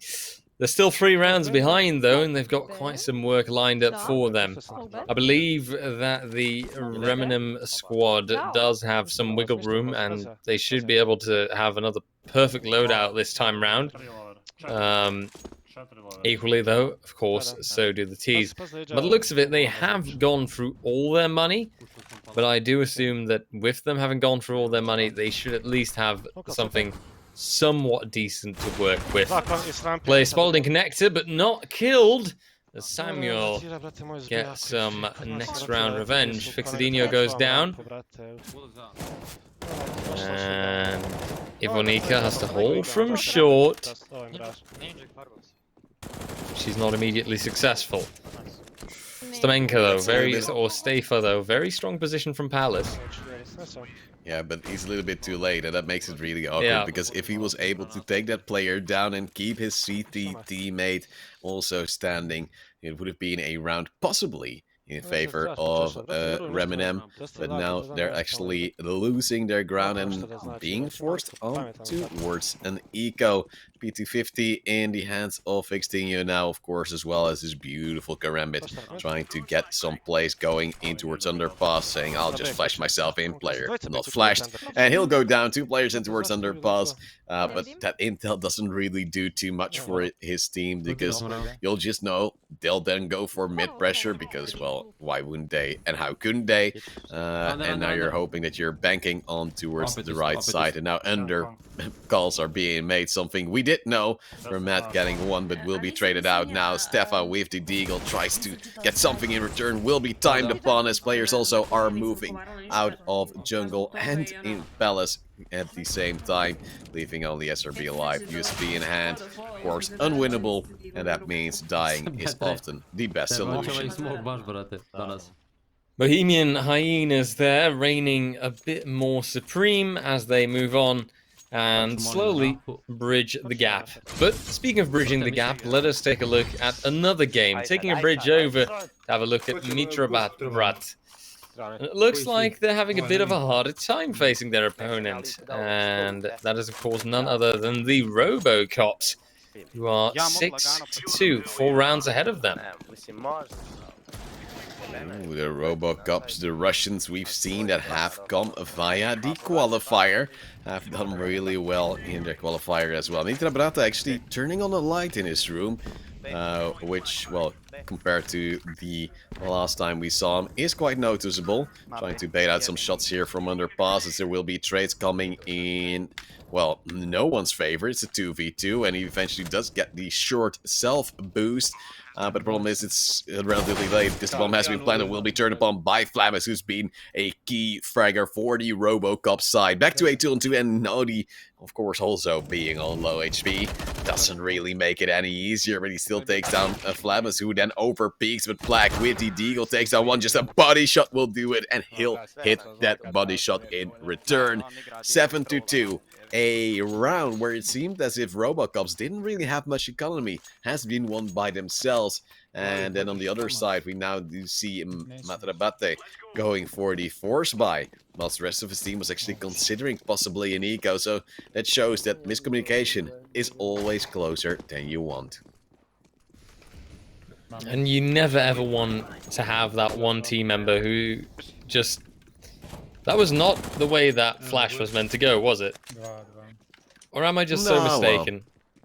Well. So sometimes you try to think of things, and currently I'm thinking that this isn't really going well for the CTs, as you do see that P90 as well, putting in some tilt towards Mitra Brate, and Flamus, of course, getting the 2 frags as well to boot, and that's something that you then sometimes do see, a little bit of lack of communication, just force buying every round, and then, well, you know, the moment they grow silent, it is a moment that dangers do occur. Yeah, it's the silence is telling, you know. The silence speaks volumes, which is one of those wonderful expressions. I think it's just that internal team atmosphere which doesn't really go or move as smoothly as you'd like it to, and it just leads to pent-up frustration, people not being happy, things not going well. Result is that you do lose certain rounds, and okay, Mitra Brate, he got the frag, but it was a little bit scary there for a moment. Only Flamus left now. Can he pull off the 1v2 clutch? He's still got to plant a bomb, which is quite unfortunate in his case. And I do wonder when he's going to get the chance to do that. Looks like he can frag a Lemmy through the smoke, right on his head. But his position should be known now, and the question is... Oh! Right. Well, it do be like that indeed. Yep, completely destroyed. And of course then the most logical... Oh! 16-year-old talent. 16 years old. Mm-hmm. Yep. And apparently has HLTV. So I'm just gonna check him on HLTV because you're gonna take a look. Oh, you take a look. See, you do some HLTV research. I'm a big fan. You're gonna become a fan. Well, let's see if I've got more reason to become a fan of course, Our wonderful, wonderful friend. Oh, Mitra Bratzi's getting completely destroyed. And the long-range engagements are just not being successful whatsoever. Luckily, Trucklia here with the triple deagle kill and a collateral in that. Oh my god. That is absolutely insane. I think that's pushed it down to a 1v1 if my count is not off. Your counting might just be correct. Yep. And I've seen Flemus is actually player for Spirit Academy, and well, the rest of the team is also quite strong, as it does show. We do have a 10-2 scoreline right now, and this is painful. Yeah, Flemus actually played in the Iron War 2021, which sounds very, very dangerous. But he is a player that has played with Spirit Academy for a longer period of time, with the CIS region, of course, flourishing. It's not weird that some younger players there as well are incredibly strong. Oh, we've seen that as well with the entire Gambit roster, I dare say. Although right now they're on a bit of a down low, I would say. They've still proven a lot, you know, originally coming from that Gambit youngsters roster. And all in all, you know, just young talent from the CIS region. It's insane, really, how good they are. In the meantime, it's Orange who's looking for frags, as in the meantime, the rest of the Mitra Brate roster seems to be falling. Ooh, unfortunate shot right there. And that means yet another round goes in favor of the RoboCops. We're going to swap in towards the next game, as well, sometimes you just can't show certain things. It's going to be Doctor and his team trying to do some work. But as Gorolin's party, or 60 rolling, is it the G or is it the 60? I'm not sure. How do you mean? Gorolin's party? What? Yeah, or is it at a 6 in front? Oh, yeah, but that's definitely meant as Gorolin's party, right? Ah, okay. Oh, no scope. Always enjoy that. I mean, looks way too much like a G to me. So I'm just sticking with Gorolin's party, and it's nothing, you know, but a G thing. It's nothing but a G thing, and I'm a caster, so I can pronounce things however I like. Yeah, players can't complain. Anyway, it seems to definitely be a party over there at the Garolin squad, because they are 5 rounds ahead, and we're seeing a somewhat similar scoreline compared to the previous match that we just spectated, where the T side was also quite a few rounds ahead. More flashbangs flying out. They're trying to slow things down, but a push from short is Awaken, who has awakened as well in towards this match, getting 2 beautiful headshots, and then the rest of the T side players are already chiming in. Now we do see, of course, those qualifier teams. They have some crazy fraggers who are looking for some cash to boot, because of course in this Trovo Titans CSGO 5v5 final, 2,500 euros will be divided amongst the top teams. Joyve will get the last frag on towards Bakula, and it is now 9-3, as we do see, of course, AWP to come in from Doctor, something he had a no-scope with before, and he might need a little bit more than that just to win this match. Indeed. Oh my god, auto sniper! Auto sniper, I mean, this is obvious now how it's all going. It's quite clear. The BM is real, the auto sniper is there, and Bakula can't quite hit his AWP shots by the looks of things. He manages to scare off one of the players on the T side, but what's it worth? Because whilst he's busy on the B side, the entirety of his team gets decimated. And oh no, not the knife! Oh no! Oh my lord! Oh, this is terrible. All around me are familiar faces. Worn out faces. So sad, my god. Yeah. You just see them die inside, and now the auto snipers, they're back in full force. Shots are flying past Human Eye, and he'll be flashed out onto Smith. Suddenly you see his face, and then he fades away as well as his teammate Jangela. And he'll go for the repeat, spots a player there in Suicide, but peekaboo, there's someone in the lower tunnel. It's going to be Awakened with a Tech 9 and AWP, and there have been 2 kills in favor of the Doctor side, but Go Rollins party. They're still racking up kills left, right, and center. They have some pressure all across the map. And it's going to be Shaik also taking down Fika. Wow. It's going to be Bacala with 1 frag. And they're grouped up together. Maybe they can make it work. But then you have the problem that the bomb is ticking away. There might just be an AWP or an auto sniper. I don't know what's left on the side of the Rollins party. But at least they have a Molotov to slow things down for just about 8 seconds. And Nate coming in, dealing more damage. A smoke to block the Vision and Dr. Steam. Well, they might need surgery themselves. Oh dear, oh dear. Yep, looks quite like it. Bakula now goes down, and that bomb is, well, just going to explode, leading to Grolin's party clearly just rolling along. And now at least Sally Simic has got himself a lovely new auto sniper, so that's something at least, you know, look at the positives. But let's see how they're going to use that then, you know, where are they going to commit that position? Is it going to be someone down a long, for example, middle perhaps to really return the fight? I'm very curious to see what their option, or well, their choice is going to be here. Their option might be winning. It seems to be quite hard at this moment. Ops at least on the table for Doctor, their loss bonus quite large, and the opening kill now coming in. It's Awaken who's gone to sleep, but there's still a long time to go, and it seems like they're ready to weep. It is 11-3, the score ever increasing, yet for the opponents, that's not very pleasing. Doctor is trying to make anything work. They get some frags, but well, so far it seems not too great as they still lose that B-side control. 4v2, retake the moment you're the bomb plant, you have to go, but there might just be a fake coming in as the util once more stacked up quite well. For the T-side, they actually get the bomb plant, which is odd.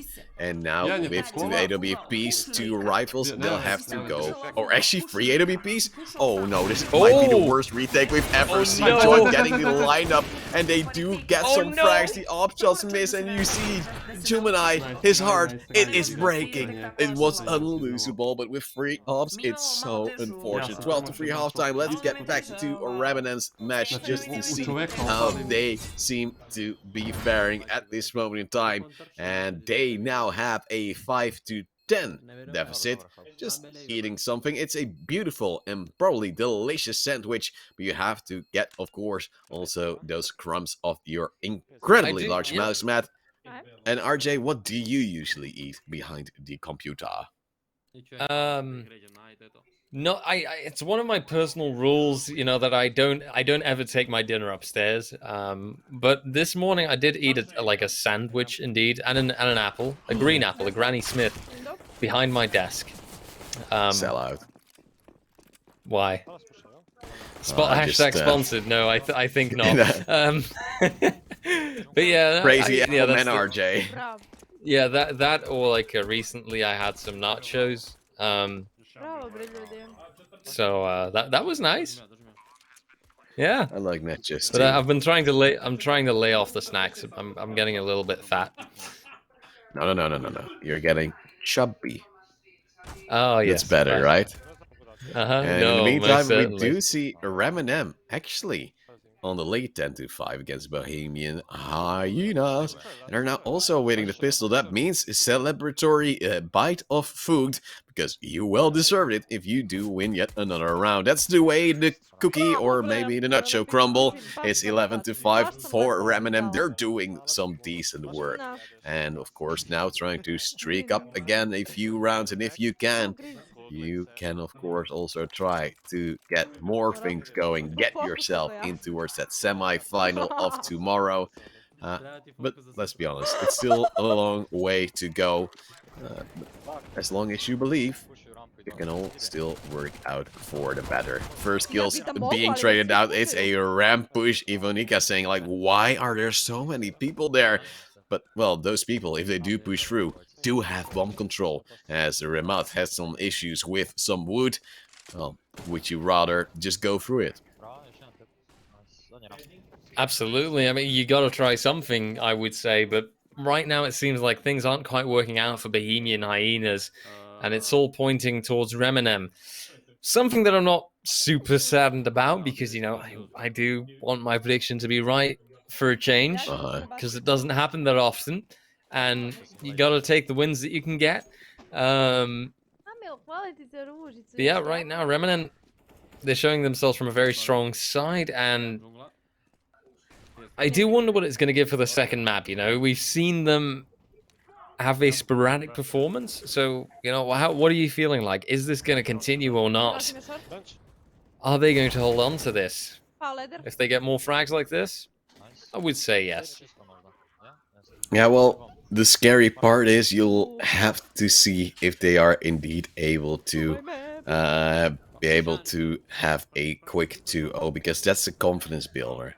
The previous series, they were almost out for the count. They were able to bring it back on Inferno, but that was just completely momentum. So they are a momentum-based team. If they do have that aim, things can work out.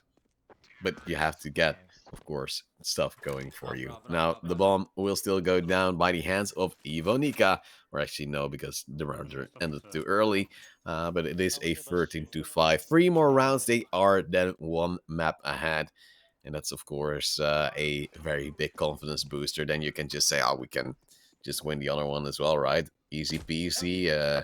And just hope that it's going to work out that well. Again, aggressive util, again, aggressive push towards this T-ramp position, and already 3 kills coming down here, over peaking on that CT side of the Hyenas, and the last player on towards default was chased down and easily dealt with.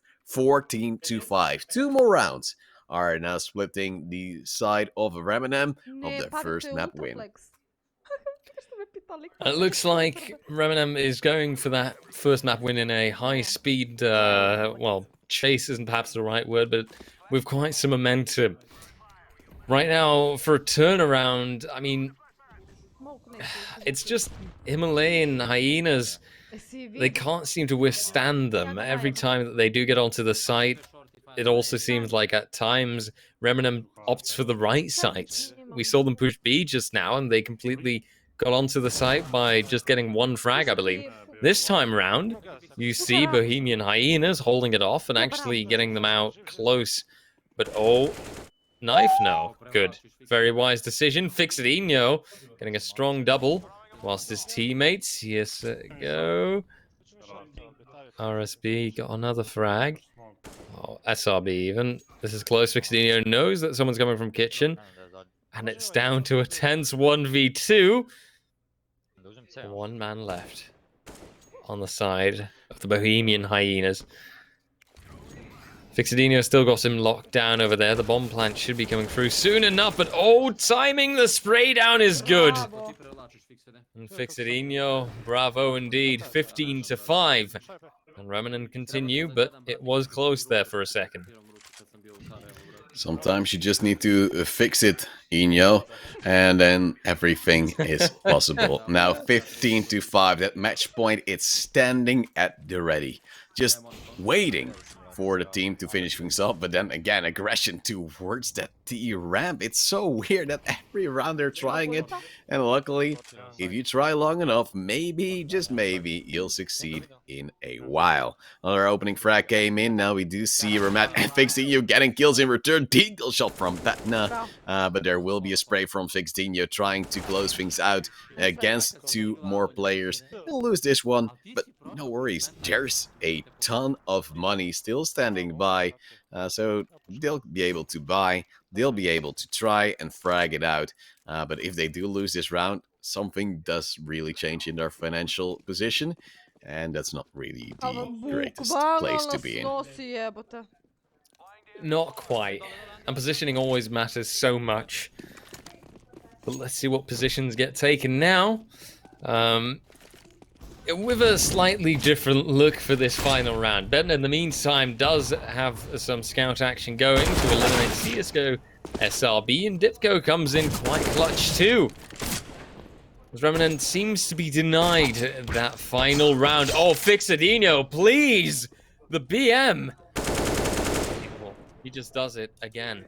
Takes another frag, and it's a 1v2, but Fixadinho should settle for the knife and that spray down that he got.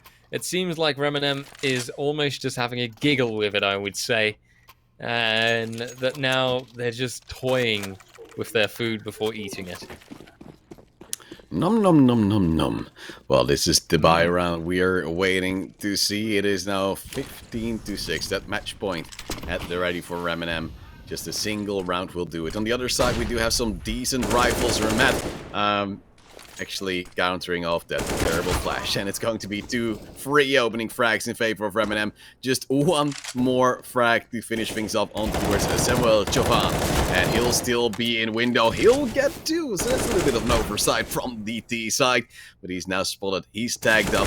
Just a single bullet will do it. And Fixadinho will get that 16-6. So Reminem with their first map in their favor. And that means they're in a great position. Fixadinho, by the way, 32 frags, only 8 deaths for him in that regard. And of course, Real Burgir already had that 2-0 against Novkar. So that's a Serbian engagement between the two of us that went really in favor of the Burgir. Gorolin's party has won that first map against Doctor, as we saw before. Reminem and Robocops as well, now leading with a single map charge. And that means it's not just a left side of this graphic. No, it's not just the right side. Still, anything can happen. But we'll go to Mitra Brate against the Robocops, where Mitra Brate and his team were growing ever more silent as the rounds for Robocops ever increased. But going in towards a new map, going in towards the knife, there's always so much still to play for. There's still so much chance. But with Flumbus being a Spirit Academy player, you know it's gonna be hard. 16-year-old prodigies are always the scariest of them all. Yeah, those knife parties, am I right? Looks to be that right now this is for a moment I thought he jumped off the building there. I was a little bit scared, but it looks like Mitra Brat do at least get the knife round going with them. That is a positive that they could well need to have success in this second map. If they don't succeed here, then quite simply that's it. Because right now, Robocop only needs one more map to succeed. We see the match start, and with that, I do quickly toss you one more question, my dear Charlie. Do you expect 2-0s? I don't expect them. I just see them coming. In the meantime, it is Mitra Brate with a great frag to start things off. Black, however, will be able to get one in return. This jump is risky, and you now see why. Robocops in a 4v2 situation make that just a 4v0, as they do manage to get that pistol round in. A few frags traded to and from the get-go, but the T side is already getting some pressure in their favor. But will they be able to continue with, well, quite frankly, we just saw they were able to put down a ton of pressure. The Eagles, everything now at the ready for the force buy of those CTs, hoping to deal some damage, but the P90 already has the open kill on towards Lemmy, and he's just asking, let me frag. And the same position does not work out as well for Mitra Brate, but the round does go a little bit more quickly in favor of the Robocops. That means that now that 2-0 is here, but will it be the 2-0 in maps as well, RJ? Oh, very, very good question to ask. Personally, I'm actually feeling it right now. I think that that is very possible, and that right now, well, things are really looking that way. It seems like the teams are quite dominant compared to each other. Now we see it again. Robocops, they just started off so well. They've already gotten, was it now the third or even the fourth? Well, now it's definitely 4 frags. as one man is left standing. Green, and he is all alone at the ramp. But what will Report he say? green, please.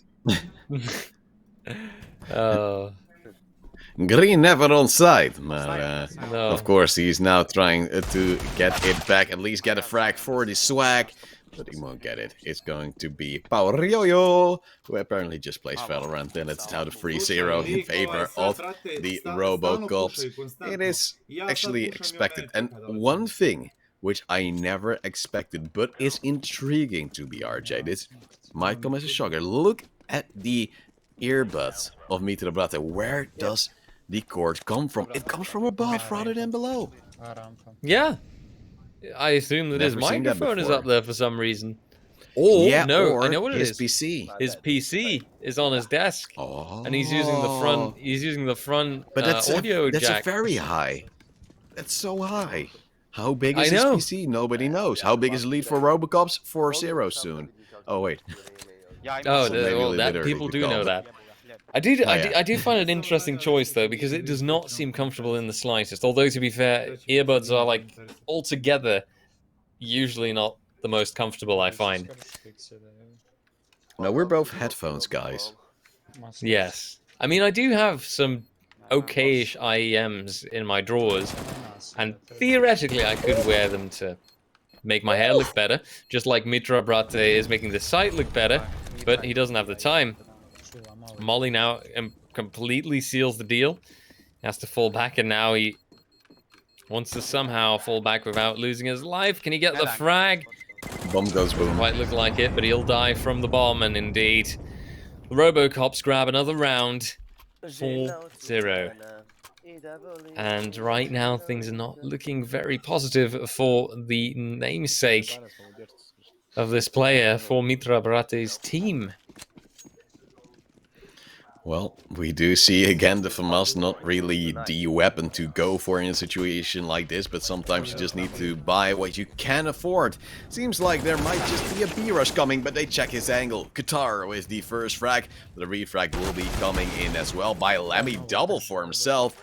But, well, there's a little bit of a split push coming in. A lot of players all across the map, and Amitra saying, come on guys, it's B, go there. But there's counter util to hold off those rotators, but there's a one player coming in the flank. It's Green with the swag 7, hoping to get a majestic flank for himself. And if he might get some frag... Oh, never mind, he's dead. I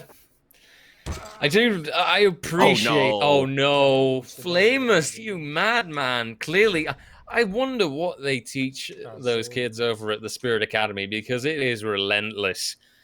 The way that we've seen Flamus destroy some players, and I believe we can see Mitra Brat's frustration, but with that frustration, it's time to move over back to Reminem and to see what they're making of it. Looks like right now they haven't gotten the best start. It looks like they've turned it around right away, though. The moment that they know that the cameras and the sights are on them, they know it's showtime. Only one round behind, and with a 1-2 result, means that everything is still up on the table. Everything is still negotiable. And who knows how this will all go. Well, in the meantime, we do see the side of Reminem just going full ham. Oh no, there's players there behind the flashbang and the smoke. That's a little bit risky. But you see and hear them have some fun. It's going to be Fixinho and Ivonika to be remaining against almost a full squad. But it now, after a few frags, turns into just 3 more men standing. Then Fixinho says, hey, Ivonika, can you just push somewhere so the guy from Pit will actually face me, because I know he's scared. And Ivonika says, okay, no problem. And then the peek already comes. So Betna, down, Ivonika peeking the A side, and Fixinho saying, I can do that too. But there's a player close by. So that's unfortunate, as Ivonika will be flanked. Almost a beautiful flank, but a great shot right there. Back to a 1v1. Still has util, still has the bomb. but still has little life left, so that's a little bit awkward. Biggest play for the CT right now would be throw that util, rotate all the way via mid towards the short position, because that's something nobody ever expected. But even Nika, beautiful shot right there coming in. It is a 2-2 scoreline. Pro gamer. Amazing. Yeah, that was a very, very clean shot. And I will say one thing, Veronica got a little bit lucky with the timing there, with how the player just popped his head up right as she was looking that way. But honestly, just clean play all around, and props to the players on the side of Reminem, but I wouldn't expect anything else, you know. This is what I would expect from them, just like I expect Remat to absolutely destroy as well. Although I have to say, Remat has so far not been the most active or the most frag-heavy player from what I've seen. But he's there and he's supporting his team and just holding those flanks when he needs to. It's going to be Remat with a beautiful kill towards Sembol. Only one more player left standing. I believe they spotted him out on towards mid. And then you just go for the chase, right? Because despite the round score being equal, there's still seemingly a small difference towards the current level of play. Player spotted at the doors, they'll just go for a little tippy-tap. But there should be a little bit tippy-tap-toe for Remat as he's now ran out of bullets. We'll just go for a few more wallbacks, because why not? If you're lucky, you're lucky. If you get him, you get him. And then from that point onwards, it's all smooth sailing. And it'll just be that little bit smoother if you can eliminate that player and just destroy their economy completely. You know, that one player surviving could sometimes be a potential pain further down the line once they do have that M4, for example, that they're holding onto, or even in some cases an AWP. So you tend to want to hunt, especially in this kind of case, to just completely decimate the economy. Doesn't seem to happen this time around, though. That player does survive and they get to take a weapon with them. But one thing is for certain, the result is there for Reminem. They have the one-round advantage now. And let's see how long they hold on to the advantage now. The last time that they played, they had quite a tough time in their second map. So if they are at least consistent, then we would expect it now to be a true to and fro. The rounds being ping-ponged back and forth. Well, in the meantime, no opening frags just yet, just spot shots going via or by the smoke, as it's just a little bit of a waiting game. Oh, Samuel gets the open kill towards Ivonika. You hear a little bit of a giggle as they now notice it's a player on towards the car position. They have seen player. There is fire around the player, but still it's going to be a frag and then a flank as well. It seems like the Bohemian Hyenas should not be underestimated as they are doing some work, but SRB as well brings it back to a 2-on-3 situation, still in favor of those Hyenas, but the bomb soon to be recovered. And once you've got that bomb recovery, they can move back, but I can imagine that they're feeling quite locked in right now. They're in a tough position. Luckily, Stefa can actually make a bit of a difference by taking out Dipko there. I believe that leaves us in a 2v2. CSGO SRB and Stefa having to move ahead now. Oh, but they're contested. Peeked in from short. And the spray down is there. 1v1 now. Very tense. And the question is, where is that remaining player? CSGO SRB, don't you have to check your back? He moves through tunnels, moves towards the B site, and things get a little bit more scary now. Only 15 seconds remaining. That bomb has to be planted sometime soon. Is he going to bait or is he just going to commit? I think he's just going to commit to that plant and then wait for a play to appear. Doesn't look to be in window yet. Things are slowing down. And the spray down towards CT does not succeed. Well, it's going to be now that 3-2-3 scoreline. Bomb defuse easily followed. And that means that maybe that over-aggression, that overconfidence will come to harm them. Because if you just now do the doctor strata, and that's the big one, right? Then move as 5 players and go 2B every round. There's no way they'll be able to counter it. Apparently looking at Doctor, so that's what we've seen so far. It sounds like a solid strategy, to be honest. Yeah. I can't argue that, to be honest. I think that that's just what they have to do. And it looks like that's what they're doing. They're just going to be in a bit of a different way. But they're getting there eventually. The problem is that they also have to clear the site itself. So if Suds doesn't get eliminated, then they will have quite a hard time. It looks like they can't really succeed in that. Ramat now should commit to that bomb plant, at least get that financial bonus in for his team. But why would he if he can just continue trying to get the frags? But sadly, the no-scope was not successful. Ramat goes down, and Bohemian Hyenas actually managed to get the advantage over Reminen now. Well, this is, following the pattern. They were struggling on that second map in the previous match as well, and now they're doing it again. Well, we do now see a little bit of deficit, a little bit of danger coming in. But just a rush with the Deagle might mean a little bit of turnaround, but that nade opening kill makes it harder. As there was a player close on mid, and boom, goes the dynamite. That's one frag here for Vixtinho, another one. That's 2 rifles dropped on towards mid, and oh, he picks up the scout rather than the AWP. That's a tilter. And the bomb also dropped on towards the lower tunnels is a little bit of an unfortunate accident as well. But maybe a happy little accident, if we can just believe Bob Ross. There's going to be some shots flying out. Vixtinho unable to get the frag as of now. Some util being thrown in, and I'm not really sure why you constantly re-peek it and turn it in towards a 2v1. Last player spot in CT, and SCF takes the frag back to a 4-on-4. That's a decent eco. Not really great, just decent, right? Yeah, right? I mean, it's fine. Oh dear, oh dear. Dreadful, I would say. But strong play either way. 4v4. It's close. It's very close. But it's still so different compared to the map that we watched just a little while earlier from both of these teams. Is it the fact that they are playing Dust 2? Do they just not feel at their best on that map? What is the exact deal? Well, Dust 2 is just a crazy map where if you just go a little bit too aggressive, as we've seen from the T side so far, it can either work or it can't work. It really depends on those initial frags, and those have just been, oh god, swapped around. And we have Vixtinho though, who's now saying, wait, I've just done a 360 on my chair, and then now I have the ID that I can just frag whatever.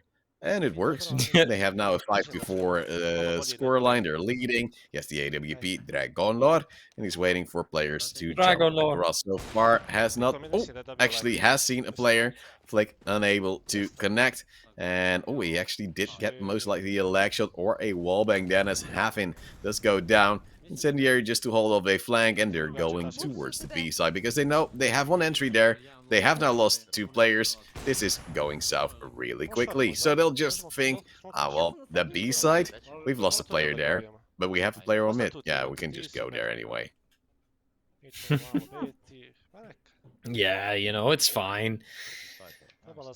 I do wonder how successful that they're going to be there, though, as they slowly but surely creep that way. CSGO SRB opens it up, though. Isn't there someone else? Doesn't look like it. Confidently, Fixadinho runs in with his knife out, just completely knowing and trusting their teammates that, yeah, you know what, you guys will hold CT. You guys will hold from the A side. You will not let anyone pass. And Fixadinho thinks, well, again. Yep, if I hit a jumping no-scope AWP shot like this, that'll definitely, become Twitter famous, right?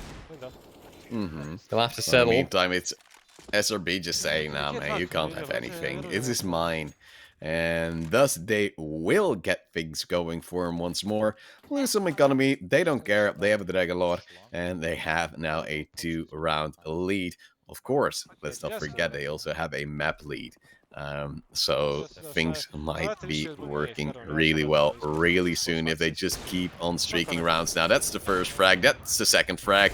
They're looking for a first frag, and they know there's 4 players there because there were, I believe, 3 or 4 nades. One has moved back to the cross position. They're looking towards Car. They get a kill towards Car, and now there's only a one man standing.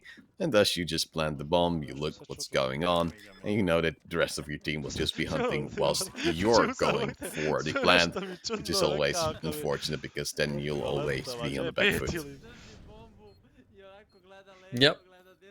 Very unfortunate indeed, and now we can see that, well, Remnant is regaining their power, you know, they're starting their streak back up, and it seems like now they are actually putting the Himalayan hyenas back on standby, so to speak.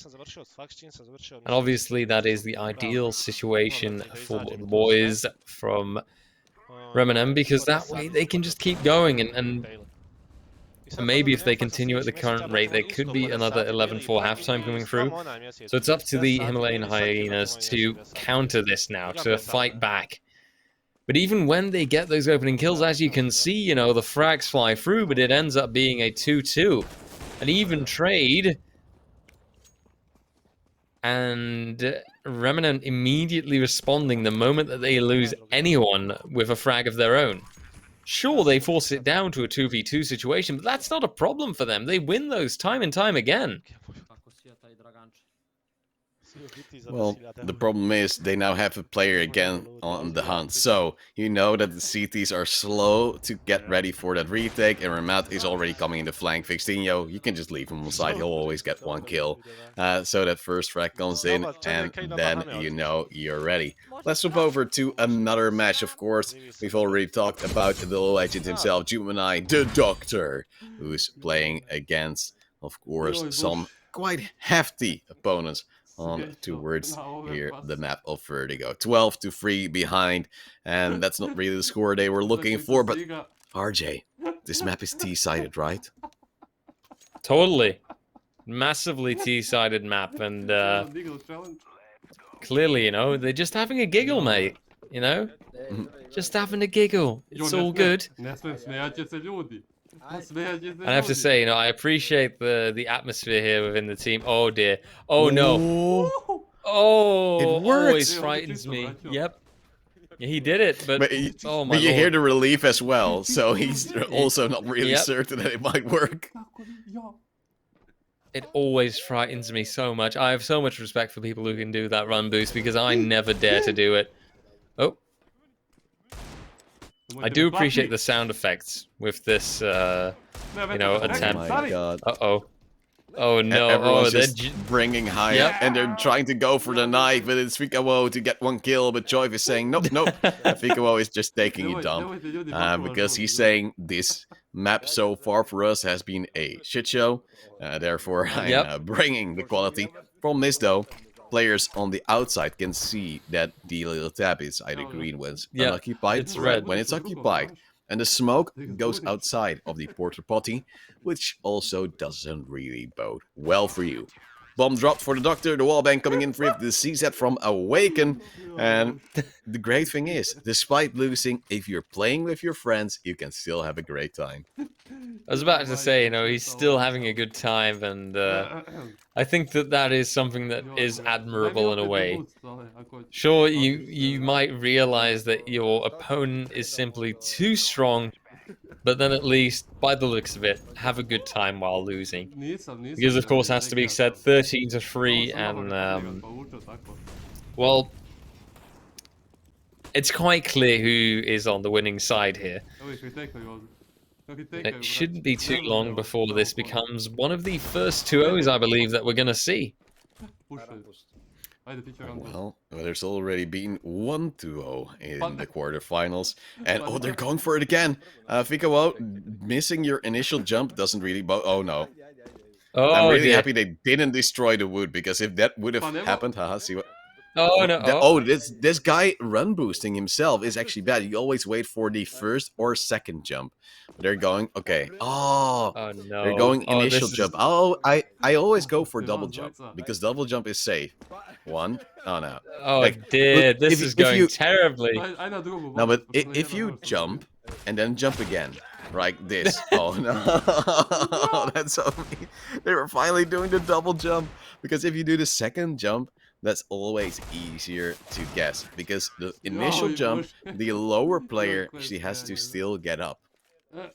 So the timing is slightly off, because you're expecting maybe to end or land slightly later than you actually are. Let's go back to Ravenham, as this match is currently on 14-3, and Doctor is, I think, taking some well, sick leave after this one. In the meantime, Stefa is happy with the 10-5 scoreline they have, but a 4v4 pistol is still remaining. B-take coming in from the Bohemian Hyenas, but Hyenas will be laughing as well as Ravenham. It seems like the team of the T side is rotating, or trying to at least, towards that A side, but they're being hunted down, as Hyenas are not really predators.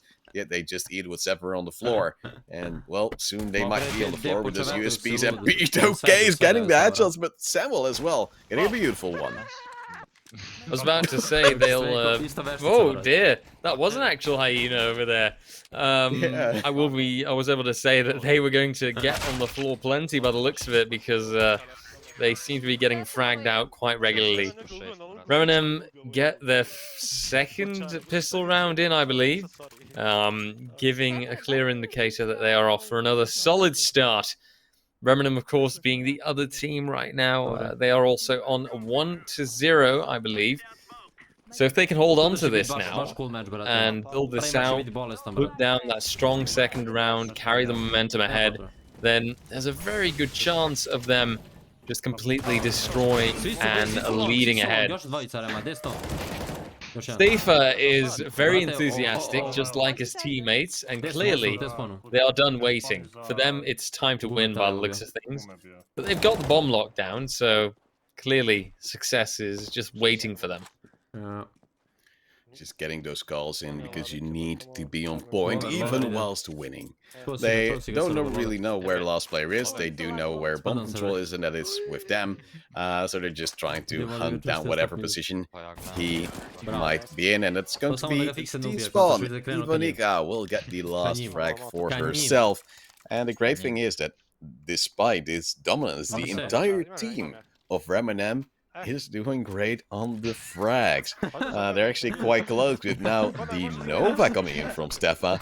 He's going for the big tunnel play, because he knows what's up. And I'm curious to see if he'll be able to also get some grades. Ooh, counter Molly to Molly himself off, going for the play, goes down to Suits. And that's quite unsoothing. And indeed, let's have a quick look at the scoreboard in the meantime to get a quick overview of how the things are looking. As we said just now, and indeed as somewhat expected, Go Roland's party reigned supreme. That was a quick match to finish. Real Burger was a little bit enthusiastic and already finished their match a little bit earlier. And Robocops has also managed to take out Mitra Brate, which leaves only Ravenham against Bohemian Hyenas. The match that we're spectating right now. So let's see how the rest of this is going to go down. 12-5 means that Ravenham is quite favored in this case. And looking at the frags going down, things seem to be rolling their way. Suds remains in the middle of the map, but 1-2-3, and he should be expecting some competition. Although I believe he should be able to hear the plays. He's just been spotted out at tunnels, gets a molly under him, and oh dear, that positioning is really good, forcing him out of tunnels and putting him right into Raymat's crossfire. The player that I highlighted earlier is not being so much of a fragger, now actually doing quite decently, although, relatively speaking, the frags are okayishly divided, you know? Like, all in all, everyone's above the double digits, they're all doing a solid job, and there's not too much to remark on. There's a flight pestering me here, RJ, and oh dear. I'm getting tendencies to murder. Are you getting flashbacks to when we were in the studio last week? Oh yes, there was one Yes, actually it took you a hammering, moment. but this is a bigger one. In the meantime, it's Ivonika with first frag. Vixtinho will go down, and this is Ivonika just at her prime, getting yet another frag, and it's going to be the rest of the team getting some follow-ups, leaving only Hafin alive, and he's like, oh wait, there's someone in T-spot, it's Ivonika, and it's 14-5. Remnem taking the lead even further, saying, wait, everyone so far has gotten a 2-0 in this quarterfinal. Then we can't stay behind, right? We also need to get a 2-0. And therefore, they're rushing towards the end just to get a little bit of a vibe of the round difference as well. I mean, duh, consistency, hello. That's like one of the most important things I would say in an entire event, right? I do admire the fact that they are just completely going for it, but I have a slight suspicion that the Bohemian Hyenas are also feeling, lads, this might not be it anymore. They've now invested all their funds, and they are sadly dropping like flies, not hyenas. 2v4 remains. Dipko already getting tagged up and then eliminated. CSGO, SRB, trying to finish off someone on Catwalk who's not quite there. Samuel is actually hiding in the tunnels and has just managed to frag Ivonika, which means he has incurred the wrath of the entirety of Reminem. And they are surely ready to drop some mad lines and send him straight back home. Yeah, well, it's Samuel Chauvin who is currently uncontested in T-spawn, but for how long? It will be, of course, SRB going for that cheeky chase. And that means it's now a map, match, and series point to be the final contender for the semi-finals here in the Trovo Titans CSGO 5v5 finals. Playing for 2,500 euros in total prize pool. And, well, Vixtinho is bringing the Pro 9 to bring some Pro frags. In the meantime, that scout of Betna slightly hit up by the molly, and it actually gives some room still for Remet to go through. It's going to be Samuel getting 2 kills, but 2 players also low on that T side. It's going to be Betna and Samuel himself. A big pop flash, dealing no real flash util. But it's now a little bit of slowdown. 2 players already dead on that CT side. Oh, the timing here for Remet is terrible. He could have actually equalized the score and then leave 2 low HP players. Bomb planted on towards the B side. The players trying to go for a quick retake because they know it's now a 2-on-3 there. But Samuel will get one. It's going to be Stefa who will also be just waiting, hoping something goes wrong on the other side. They'll just maybe defuse the bomb themselves, but that's not happening. He'll get suits. He'll try to go for more, but Havin has, of course, already rotated back towards the side that we're actually going for and gets that final frag in. 15-6, still a lot of match points.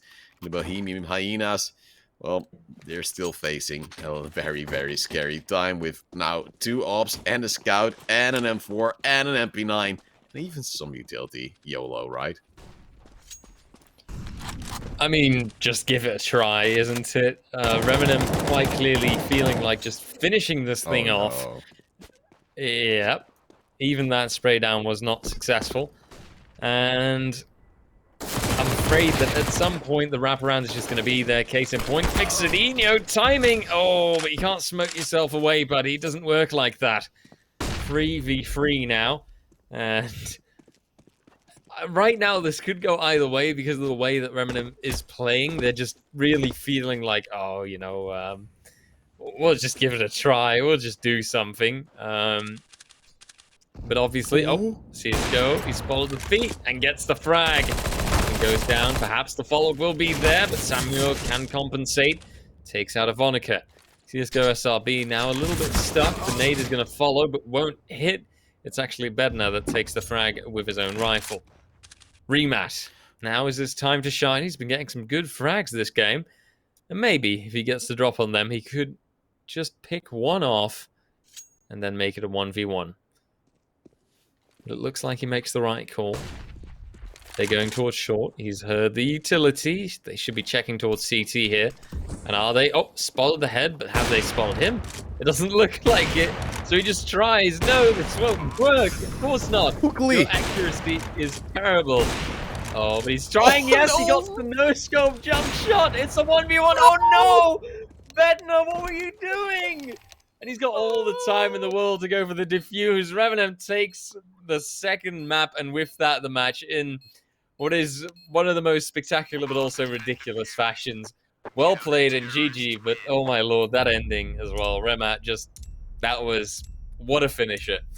I am near speechless.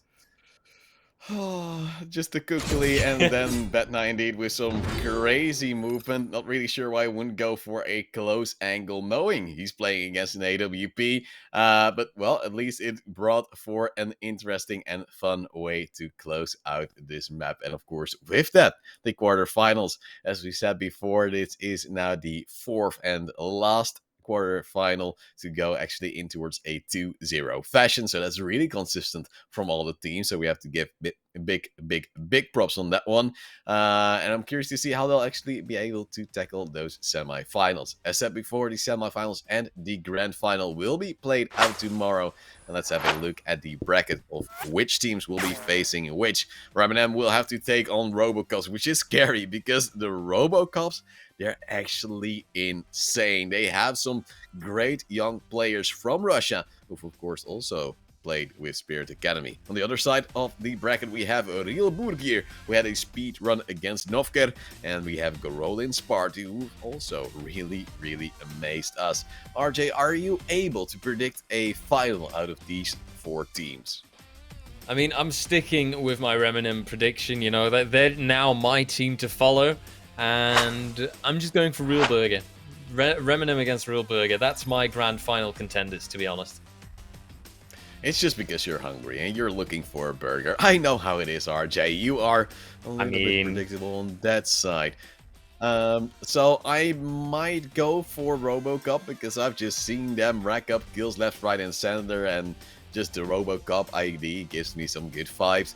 And then on the other side, I might go with Real Burger on that one with you. So at least we'll have some consistency on the desk with that as well. But it also means we'll have to conclude the show for today. And that means we'll be back tomorrow, of course, to close things out, to dish out more money. And of course, to see who will be the winner of the Trovo Titans CSGO 5v5 finals. We'll be back tomorrow, of course, live on the desk at 4:45 CST. We'd love to see you again tomorrow. Have a great night and see you then.